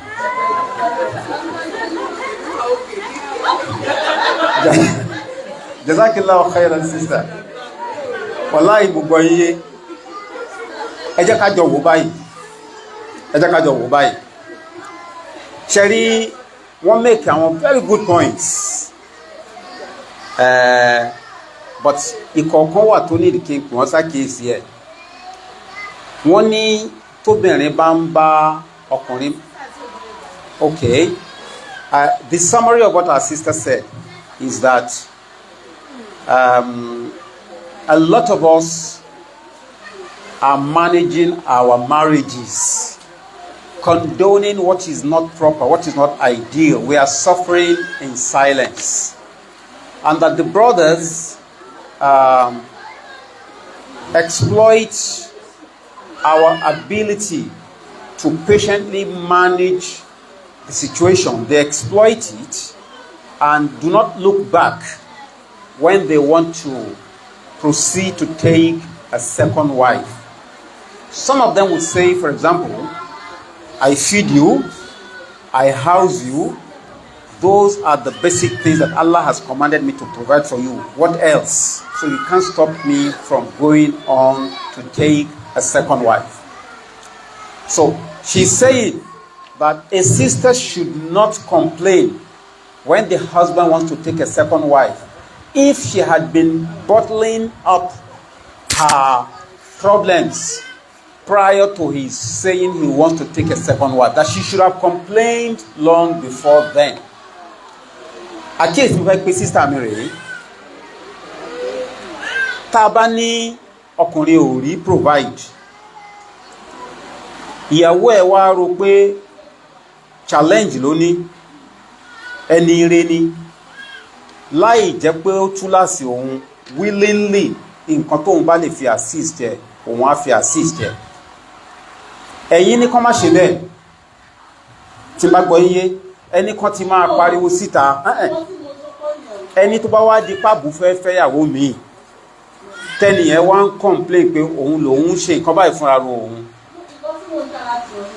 Kí sísà ti jẹ́ káàbù wọn àti kó ti kí wọn o ṣojúṣe ẹ o lọ́ọ̀lẹ̀ kò mójúṣe yẹn fine jazakillahu khair agbọ́yé. So tó bá jẹ́ pé ìyàwó ló ń bá dí àwọn ihò kan tí pẹ́ ò ká, nǹkan tó ń sọ ni pé kíyàwó yẹn máa rán létí pé mò ń rọ́jú ni o, àwọn nǹkan báyìí tó jójúṣe ẹ tó ò ṣe, ó lè jẹ́ kó o máa wo rẹ̀ lálágbára. Kò sáàfà kan tọrọ yé tó máa encourage brother tó jẹ́ pé ìyàwó ló ń bá díhò wọ̀nyí, tó máa encourage pé kó tún lọ náwó gan ìyàwó kejì. A ti sọ yẹn darí, but yìí tèmi máa sọ yí pé ká má ṣe rèé. Tó bá jẹ́ pé ohun tó ní ló provide, a dẹ̀ mọ̀ wípé sincerely èèyàn rẹ̀ ni, ó wá rẹ́ni tí ò mind pé pẹ̀lú pé kò ní ju nǹkan tó ní lọ, òun ò kọ̀ láti jẹ́yàwó fún. Àwa wá wo nǹkan tó ní yẹn, for example, a gbé 2 bedroom flat, àwa ni 2 bedroom flat tá à ń bá gbé yẹn, àṣebáwọn ẹgbẹ́ wa bíi tiwa ni wọ́n ń gbé odidi duplex. Kí làwọn fi ṣorítàwò fi ṣe? Mo bá manage 2 bedroom ni, so kò qualify láti fẹ́ mi tí kì í bá ṣe kó ti kọ́ duplex. Ìgbà yẹn la lè sọ pé bẹ́ẹ̀ ni ó ti tó yàwó kejì fẹ́. Ìyẹn lèmi ń bẹ̀ yín pé kẹ́ ẹ má ṣe. Oúnjẹ tó provide fún yín, torí ẹ sọ̀rọ̀ lọ́bẹ̀ yẹn náà, tó bá jẹ́ pé ẹ̀ ń bá manage oúnjẹ kan tó ń provide ni, ẹ feel pé kò ní jù yẹn lọ. Ó wá róbìnrin míì tó fẹ́ tí yẹn náà lóhun ò manage nǹkan tó jọ ń manage yẹn, ẹ̀yin wá ní rárá, oúnjẹ tẹ́ ń bá manage yẹn kò yẹ ká bá manage ẹ̀. Tó bá jẹ́ pé kò yẹ ká bá manage lẹ́sọ òràn, tó bá jẹ́ pé ká jẹ́ kó mọ̀ pé à ń manage eléyìí ni. Ṣẹ́rí tán bá kó ẹjọ́ lọ sọ́dọ̀ wájú àwọn adájọ́, wọ́n máa ń béèrè nǹkan kan. Ẹ rántí nígbà tá à ń sọ̀rọ̀ sàdáàkì, alóbìnrin tí ò bá insist pé iye báyìí ó kéré jù lòun fẹ́ gbà tí wọ́n fi ṣe akdu nikah, ọkùnrin ò fún ní nǹkan tó fẹ́ fún, kóbìnrin ẹ sọ pé òun reject ẹ̀, wọ́n ti ṣe akdu tán kó tó wá rántí pé òun ti gba mahar. Kí la sọ pé máa ń ṣe?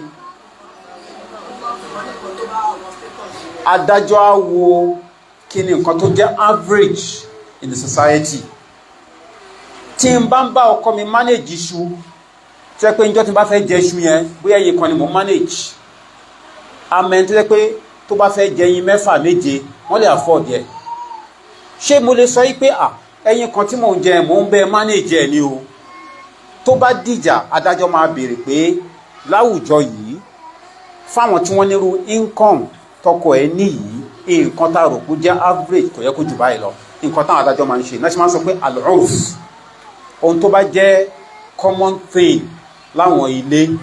Tí sister kan bá sọ yí pé òun lọ sọ́dọ̀ adájọ́ ṣẹ̀ríà, ó ti sú òun, tó bá ní kí ló dé, tó bá ní kò lè fóun lóúnjẹ lẹ́ẹ̀mẹ́ta lójúmọ́. Ẹ dákun, ilé mìíràn ti jẹ ẹ̀mẹ́ta lójúmọ́ sí, kò tó nǹkan. Ó lè tó nǹkan nígbà kan. Èmi sọ fún pé nísìn presently, even the middle class, ilé tí wọ́n ti ń jẹun ẹ̀mẹ́ta lójúmọ́ ò tó nǹkan.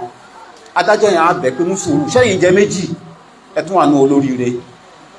So tá a bá wo pé standard kan mò ń bá manage ẹ̀ ní, tó bá lóun fẹ́ àwọn mi standard yẹn ti kéré jù, mi ò ní gbà. Ẹ béèrè pé ṣé nǹkan tẹ́ ń bá manage yẹn ṣó tó average láwùjọ, otherwise tẹ́ ẹ bá lọ ilé ẹjọ́ wọn á dá yín padà pé o ò ríwé o.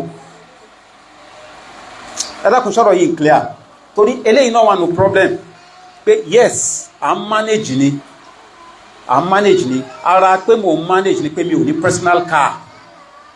So tó bá fẹ́ àwọn kejì, mò ń manage láì ní car ní, kí ló ní kí n má ní car ní graduate, sister mi lè rú bẹ́ẹ̀. Á dẹ̀ máa bínú pé rárá kò tí ì tó fẹ́, but tá a bá sọ síta, àwọn àfáà dẹ̀ ló pé rárá kó provide car fún ẹ kì í ṣe precondition. But ó fẹ́ lọ síbì kan, ṣé orí means, ṣó provide means, ó ló fẹ́ lọ lé kéwú, ó fẹ́ lọ kí àwọn parents ẹ, ṣó provide àwọn nǹkan tó jẹ́ basic needs ẹ, tó wá provide ẹ, kò ń ṣe precondition pé for your status you must have a car.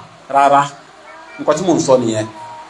So tá a bá wò lọ, tá a bá wò bọ̀, a rí pé èyí tó pọ̀ nínú àwọn nǹkan tá a máa ń jà fún níjà pé ẹ̀tọ́ ni, ó lè má jẹ́tọ́, ṣùgbọ́n dáadáa ni tó jẹ́ pé tọkùnrin bá ṣe é, àlékún dáadáa ló jẹ́ fún marriage wa. Now nípa pé ká bá wọn sọ̀rọ̀ àwọn brothers, we do as much as bá a ṣe ń bẹ́yìn náà sọ̀rọ̀. ṣẹ̀rí tọ́lọ́run bá ní kí ọkùnrin jẹ́ ní ire kóbìnrin jẹ́ ní ire, marriage máa ń work bíi pé wọ́n perfect ni wàláhì. Even tí nǹkan ò bá tó wọ́n á máa manage jẹ́ pé ẹ̀ nígbàriwo wọn. ṣẹ̀rí tẹ́nìkan náà méjèèjì bá ti yapò kí wàláhì, even if they are wealthy, ẹ máa gbá complaints á máa wà. tọkùnrin bá lówó lọ́wọ́ tí ò bá jẹ́ tó bẹ̀rù Ọlọ́run, ẹ̀yin tẹ́ ẹ wà ń ta lẹ́ ẹ máa garùn, tẹ́ ẹ máa wish pé kẹ́ ẹ jẹ́yàwó fún un. èyí tó wà nílé ẹ̀ ní àmọ́ ìpè rárá owó yẹn àwọn ará ilé ò gbádùn ẹ̀. so ká níbẹ̀rù Ọlọ́run ó ṣe pàtàkì, àtọkùnrin àtobìnrin. point tèmi tí mo fi ń bẹ̀ yín òun ni wípé anytime tọkùnrin bá ní òun fẹ́ ṣe àwó kejì àbí kẹta àbí kẹrin, ohun tí mo fẹ́ kẹ́ ẹ máa bira yín rèé pé ǹjẹ́ tá a bá kó ẹjọ́ yìí lọ sọ́dọ̀ àwọn àfa tí wọ́n bá ní kí ni mo rí tí mo fi ní kò qualify, ṣé màá rí wí? If the answer is no, ẹ kàn fún nímọ̀ràn ni pé àbúrò bá dẹ̀ ṣe sùúrù kí nǹkan tún rí bákan sí. tó bá ní rárá ìsínú fẹ́ ṣe é, ìmọ̀ràn tẹ́ ẹ jẹ́lẹ̀ ti fún yẹn.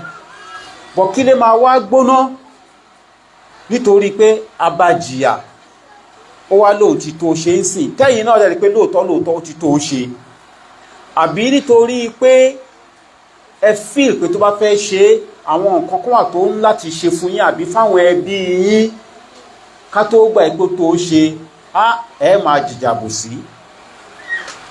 tọkùnrin bá jálá gidi á sọ fún yín pé obìnrin ò ní control òun o. In the end, the home will become a hot place. ẹ̀yin ò ní enjoy ẹ̀, àwọn ọmọ ò ní enjoy ẹ̀. so ẹ̀bẹ̀ mi sí yín ni pé ẹjọ́ ẹ jẹ́ ká fi páyọ̀ Ọlọ́run bá ká fi bá àwọn ọkọ wa lò. bẹ́ẹ̀ là ń bẹ àwọn náà káwọn náà fi bẹ̀rù Ọlọ́run kan fi bá yín lò. then ká ṣọ́ra fún pé káwọn ọ̀rẹ́ wa kí wọ́n máa bá wa wé ọkọ wa pé ṣó qualify àbí kò qualify. eléyìí náà wà ní problem. ẹnìkan fi ẹjọ́ ìyàwó ẹ̀sùn, ó dẹ̀ ń sọ nǹkan tí ó láwọn ọ̀rẹ́ òun sọ nígbà tí wọ́n gbọ́ pé ọkọ fẹ́ fẹ́ out of pé ó open sọkọ náà ni o, pé ńgbà táwọn ọ̀rẹ́ òun gbọ́ pé ọkọ òun fẹ́ fẹ́yàwó kejì, wọ́n sọ báyìí wọ́n sọ báyìí wọ́n sọ báyìí. summary nǹkan tí wọ́n sọ ni pé ṣó ti ṣe nǹkan báyìí fún ẹni tó fi ronú kejì.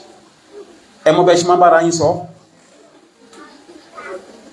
àbí wàláhì ọkùnrin tó ń sọ ó níyàwó òun fún rẹ̀ ló sọ pé àwọn ọ̀rẹ́ òun sọ báyìí. so ẹ ṣọ́ra, bóyá kan ní láwọn ọ̀rẹ́ tàn sọ yẹn níjọ́ tẹ́yìn ń ṣe ẹ̀ mọ̀ pé wọ́n sọ fọ́kọ ẹ̀ wọ̀rọ̀ bí káàbà ó ní fún rẹ̀ ló sọ pé àwọn ọ̀rẹ́ òun wá sọ pé ṣó ti ṣe nǹkan báyìí fún ẹni, ṣó ti ṣe báyìí ni.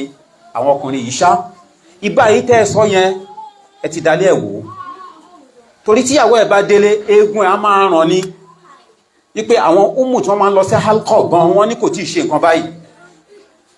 but àwọn nǹkan tí táwọn ọ̀rẹ́ ẹ̀ ń sọ yẹn kò sínú nǹkan tí ṣẹ̀rí àrẹ sọ pé tọkùnrin ò bá ní kò qualify fún ìyàwó kejì. ṣẹ́rí like a brother put it, ó ní ustad ó láwọn sisters yóò mọ̀ pé wàláyà fẹ́ dára fáwọn, and that is true. there are many brothers pé tó wo halal bá dé wọ́n fẹ́ dára fún yín, but ẹ mú sùúrù kó yẹn dé wọ́n fẹ́ dára.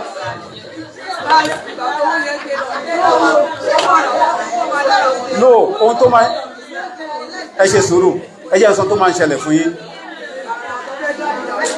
ṣẹ́rí ẹ mú sùúrù. ọkùnrin míì wà ó láníyàn kó ń fẹ́ dára dáadáa, but obìnrin tó wà ń létí ó ti ṣìwàhù jìnnà. à ń rẹ́ni tí a fẹ́yàwó kejì a fẹ́ kẹta á dẹ̀ tún máa sọ pé wàláhí ká ní wọ́n ń bi ní léèrè pé ta ni best wife òun, kì í ṣe third one tó ń ṣẹ̀fẹ̀, kì í ṣe fourth one tó ń ṣẹ̀fẹ̀. mo rò pé tó ti pẹ́ lélẹ̀ kó ṣá lójú wọn, but á sọ pé kì í ṣe fourth kì í ṣe third ni best wife òun. ṣẹ́ni tó ń sọrú yẹn ṣé torí pé kò nífẹ̀ẹ́ àkọ́kọ́ mọ́ ló ṣe fẹ́ kejì ló ṣe fẹ́ kẹta? Of course not. But tí first one yẹn bá ti misbehave kalẹ̀, tágbára àti dára yẹn bá ti ẹ̀ wá dé ó ti balẹ̀ jẹ́, ohun tó máa ń ṣẹlẹ̀ nìyẹn. So mò ń bẹ̀ yín torí tọlọ́run wípé ẹ̀yin ẹ máa ṣọ́ relationship yín pẹ̀lú Ọlọ́run ọba lára wọn. Ẹni tọ́lọ́run bá ní ayata rẹ̀ èyàn ò ní ṣàì fẹ́ kù láwọn ibi tá a ti rò pé ẹkọ́ ọmọlúàbí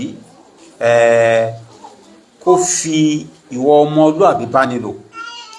But ọ̀pọ̀lọpọ̀ lẹ́ni rẹ̀ tó jẹ́ pé àìní sùúrù tó tàwa sisters ó lè bá dáadáa yẹn jẹ́. So ìyẹn mo ṣe ń bi pé tẹ́ bá ti ń bira yín lérè pé nǹkan tí mò ń bá fà yìí ǹjọ́ ṣe é sọ níwájú àwọn àfáà àwọn sharia panel tí wọ́n dẹ̀ sọ pé bẹ́ẹ̀ ni ara ẹ̀tọ́ ẹ̀ ni tí kì í bá ti ṣara ẹ̀tọ́ ẹ̀ torí Ọlọ́run mú sùúrù. Mo fẹ́ ọkọ fápèjúwe mọ́mì mi ó ní di shop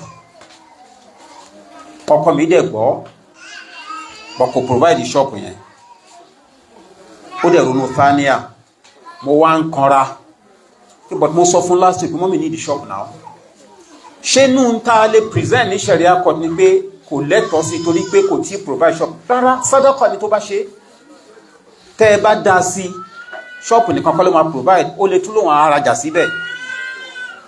So ẹ jẹ́ ká mọ̀ kí lẹ̀tọ́ kí ni kì í ṣẹ̀tọ́ but dáadáa ni tọkùnrin bá ṣe èyí tẹ́yìn bá lẹ takú pé kó má fẹ́yàwó mi torí pé kò fún yín ẹ jẹ́ kó jẹ́ tọ́ èyí tí kì í bá ṣẹ̀tọ́ yẹn ẹ mọ̀ wípé òkè kò ṣe é ṣùgbọ́n kò sínú ojúṣe ẹ̀. Point mi nìyẹn. The summary, okay, sister wa ti dìde àbí? Okay, the summary is this. There are certain things that are good. They provide a better environment in the home if a man is able to provide them. But those things are not required as an obligation upon the man to provide. If you are able to identify which of those things are strictly his responsibility and which one is not his responsibility but merely something good if he does it, then you will know when to tell your husband he is not qualified for a second wife, and when to say, yes, you are qualified by the Sharia, but how I wish you could do so and so for me. So I beg Allah the Almighty that Allah keeps our homes with love, compassion, and the fear of Allah. Where the fear of Allah thrives, even if we are of little means, usually there is peace and love will always be in the atmosphere. All you've said, bi-iznillahi ta'ala, whenever it's necessary to let the brothers know how you feel, we let them know it. We talk to them from time to time, the same way we talk to you. So mo bi Ọlọ́run ọba yìí pé Ọlọ́run ní dalẹ̀ wa rú. Àwọn tí wọ́n ní challenges tí wọ́n bá wọn dá sí abẹ́ Ọlọ́run pé ká má tiẹ̀ need láti bá wọn dá sí. Tó bá wá need pé kán bá yín dá sí, mò ń bẹ̀ yín ẹ máa fi ikhlas ẹ máa fi bá wọn lò kó fi jẹ́ pé nǹkan tẹ́ ń sọ fọ́kọ inú ilé yẹn ìjọ tán bá máa bá yín dá sí kò ní tí ẹ̀yin náà lójú pé kí wọ́n gbọ́. Ẹrú Ọlọ́run kan ó nígbà tó ń sọ fún ó complain fún àáfà ẹ̀ pé ìyàwó òun ṣe báyìí ó ṣe báyìí ó ṣe báyìí. Àáfà wa ní bá mi sọ fún yín pé mo ní kàn jẹ́ ká rí yín papọ̀. Ó ní the mere message tó gbọ́ pé wọ́n ní kàn rí àwọn papọ̀ several things tó ń bá wọn drag ó dẹ̀ jù sílẹ̀. Kí ni ìtumọ̀ yẹn? Òun fún rẹ̀ mọ̀ wípé nǹkan tó ń fà yẹn kò ṣe present pábò sí ni ṣùgbọ́n pé bóyá tóun bá ṣe tílẹ̀ bá fún mọ́ ó máa change mind ẹ̀ lórí ọ̀rọ̀ marriage yẹn kò ṣe present. So kó tó dijọ́ tá àfà ní kí wọ́n wá gan brother yẹn ní ó ga o àfi bíi pé kì í ṣe òun gbogbo nǹkan tó lóun ò ṣe mọ́ ó ti ń ṣe. So ẹ rí i pé kò sí ikhlas nínú yẹn. So nǹkan tèmi ń bẹ̀ yín ni pé ẹ̀yin ẹ rántí pé Ọlọ́run lẹ́ ń bá ṣòwò kì í ṣe brother. So tó bá jọ bí pé ẹgọ̀ ẹmẹni tẹ́ ẹgọ̀ fún kì í ṣòwò lẹ́gọ̀ fún. So mo bẹ̀ Ọlọ́run ọba yìí pé kọ́lọ́run má ṣàbáwá yọ́nú sí yín. Ìyọ́nú Ọlọ́run ju gbogbo nǹkan lọ. Wallahi tọ́lọ́run bá yọ́nú sí yàn tó bá ń gbénu holẹ̀ ìdùnnú adórí ẹ̀mí ẹ̀ ju ẹni tó ń gbélé aláwo lọ. So àwọn material things tá a máa ń rò pé òun lẹ́nìkan fẹ́ bá wa pín tó bá ń bọ̀ nílé wa, ìyẹn gangan kọ́ ni sábàbí ìdùnnú, òun kọ́ ni sábàbí ìdùnnú wàláhì. So ẹ̀pà ẹ̀mí yín pọ̀ sọ́dọ̀ ọlọ́run ọba, kẹ wáyọ̀nú ẹ̀ nínú àwọn marriages, ọlọ́run ní dalẹ̀ yín rú. Tí ò bá wá dàrú, ọlọ́run má ṣe ní ṣe pé mo kàn kú ń bẹ̀ nítorí àwọn ọmọ ni, kì í ṣe ń ta fẹ́ pé a kàn wá ń bẹ̀ torí àwọn ọmọ ni. Tó bá ti ń dé level yẹn kò sí dùnnú bẹ̀ mọ́ nìyẹn. So èyí tí ò bá tí ní challenge, ọlọ́run má sọ challenge síbẹ̀. Èyí tó ti ní, ọlọ́run bá wa ṣe àdápadà dáadáa wọn. But key kókó tá à ń fi ń bẹ èyí tá à ń fi ń bẹ àwọn brothers náà ni pé ìpáyà ọlọ́run. Kọkùnrin bá ìyàwó ẹ̀ lò níbálò pé in tó bá jẹ́ ẹ̀tọ́ mi ò tiẹ̀ ní jẹ́ kí wọ́n bi mí kí n tó máa ṣe fún wọn. Tí wọ́n bá rí pé mi ń ṣe, àwọn náà á mọ̀ pé kò sí ni mo jẹ́rìí àbò. Àwọn kan dẹ̀ wà bẹ́ẹ̀ wallahi. Kọkùnrin náà lè sọ pé no, ó lè máa ṣẹlẹ̀ ń bomi, but àwọn ìyàwó tèmi mo mọ̀ pé wọ́n bẹ̀rù ọlọ́run wallahi, wọn ò ní ṣe báyìí. Owó wá wà o, owó ò sí o, ìdùnnú máa wà nínú ilé yẹn. Àwọn ọmọ tó dàgbà síbẹ̀ yẹn gan, wọn èèyàn á rí wọn, wọn á dáyàn lọ́rùn. So ọlọ́run má ṣàbáwá tó lé gbogbo wa o. Subhanakallahumma wa bihamdik. Ó kó èèyàn kan, time ni mo ń wò ní. Oda bismillah. Alaikum assalam wa rahmatullahi wa barakatuh. Advice wo lẹ ní fún brother tó jẹ́ wípé òun àti ìyàwó ẹ̀ wọ́n jọ manage lórí àwọn ọ̀rẹ́ dáadáa, pé àwọn ní ibi tí ìyàwó alákọ̀ọ́kọ́ wọn sùn kò wá òkè tó, ṣùgbọ́n àníyàn tí brother fi fẹ́ ṣe sáńdà ni pé kò lè mára dúró bí ẹni tó jẹ́ pé gbogbo ìgbà ó ṣàmà ní ìbálòpọ̀ pẹ̀lú. Ó ti yé mi. Ó lè wá jẹ́ pé obìnrin yìí ara tẹ̀ ò bá rẹ̀. So wọ́n dà náà opposite àwọn méjèèjì. Kò lè tí ì qualify látara pé ọkùnrin gbọ́dọ̀ provide jíjẹ, ilé tó máa gbé, aṣọ tó máa wọ̀. Kíní yẹn kò tí ì tó. Jazakillahu khairan. Ara ò dẹ̀ dúró. So irú kí ni kọ́kùnrin yẹn ṣe? Her question is this: a man who has a woman who manages his situation with him. The situation is so terrible that he's not even able to provide her food. The shelter is inadequate. Basic things are not provided yet. But because the man has a high bodily need, he is highly sexualized. The man thinks taking a second wife is the only option for him. So my sister says, what is my advice for such a person? Me, my boy, ekwe de halko, ekwe. But nǹkan tí mo fi bẹ̀rẹ̀ ọ̀rọ̀ mi gan nìyẹn. Nǹkan tí mo fi bẹ̀rẹ̀ ọ̀rọ̀ gan nìyẹn. So tí n bá fẹ́ wà strict ni màá ní kò yẹ kí n dáhùn question yẹn. Because case tí wọ́n ìyẹn gan ló prove wípé àwa náà ń try ká má wà unfair sí yín. Brother lẹni tó wá fẹjọ́ obìnrin sùn tá a wá ń sọ fún pé a mọ kéèsì tiẹ̀ náà ń gbà tí wọ́n ló fẹ́ take thania ìyàwó ẹ̀ complain. Nínú complain yẹn èyí tó jọ ìtẹ̀sọ̀ yìí wà. Arábìnrin yẹn ní ká bi léèrè pé mattress tóun ń lò ṣóun ló rà. Ṣé pé kéèsì yẹn serious? Ẹbí ṣó ti fún mi ní sàdákì. Ṣé pé tí ò gbọ́dọ̀ máa bá yẹn gbọ́ yẹn? Àwa ìwọ tí ò tí ì san sàdákì, ìyàwó ẹ bóyá bí ẹ ló provide mattress wà tán wálé tí tójú ojú ń tí wọn pé ọmọ wo ò rí mattress fi sùn. Ó wá ń contemplate second wife. Ó yẹ kójú tiẹ̀. So tó bá láwọn sisters ò ní sùúrù, irú yín gan lẹ̀ ń ba orúkọ súnnà jẹ́. So ẹ̀yin ò rán wa tá fi jíṣẹ́ yẹn. So èyí tó bá jẹ́ tí náà kẹ́yìn náà gbà tẹ́ fi para. So irú brother yẹn kí ló fi qualify? Kò qualify lọ́nà kọ́nà. Nǹkan tèmi ń sọ gan nìyẹn. But pé okay, à ń jẹun, à ń gbélé tó wà average. Ó ń rówó lé kéwó rówó school san. Problem tí mo ní ni pé àwọn ẹgbẹ́ mi ń gun ká, èmi ò tí gun ká. Umu lágbájá ti ní ṣọ́ọ̀bù kò tí gba ṣọ́ọ̀bù fẹ́mi. Àwọn yẹn ò sínú kan tẹ́lẹ̀ máa bá fa o. Tẹ́ ẹ bá rọ̀ lẹ́mìí fún tínú ẹ bá dùn sí yín kódà ó lè ṣe jù bẹ́ẹ̀ lọ. Bọ̀kẹ́ wá nítorí ẹ̀ lẹ́ẹ̀ṣẹ́ nígbà kó fẹ́ táníyà ìjẹ̀bi lẹ máa jà. Ọlọ́run má jẹ́ dìjẹ̀bi. So àti dáhùn question yẹn mú. Barakallahu fik. Mo rò pé last question ni àbí? So, subhanakallahumma wa bihamdik. Ashhadu an la ilaha illa ant astaghfiruka wa atubu ilayk. Ẹ jọ̀ọ́ fáwọn tá bá ti gbọ́. Wọ́n pè àsákíyèsí nípa pé yàrá tá fẹ̀yìntì yìí àwọn ẹrù kan wà ńbẹ̀ táwọn kan ti gbàgbé for years. Ó wá ń di nuisance. Àti ní kan bá wa tún ṣe. Àwọn ẹrù wọn yẹn wọ́n ti send pictures wọn sórí halqa platform. Kẹ́ni kọ̀ọ̀kan yín lọ wò ó ẹni tó gbàgbé tiẹ̀ kó wá kó. After 2 weeks from the day tán post kìíní àní a máa wá bá ṣe máa ṣàwọn ẹrù yẹn bá máa fi ṣe sàrà ní or whatever.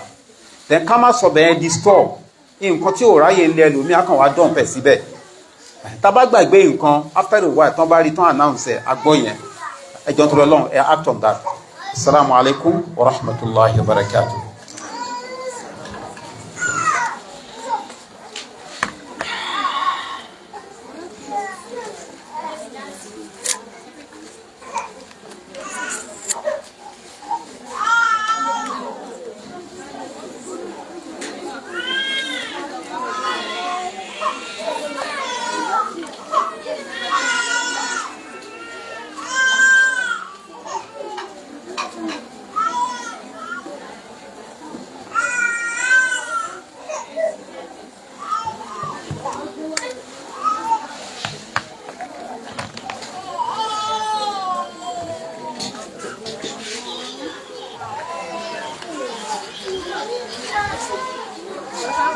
عليكم السلام ورحمة الله وبركاته.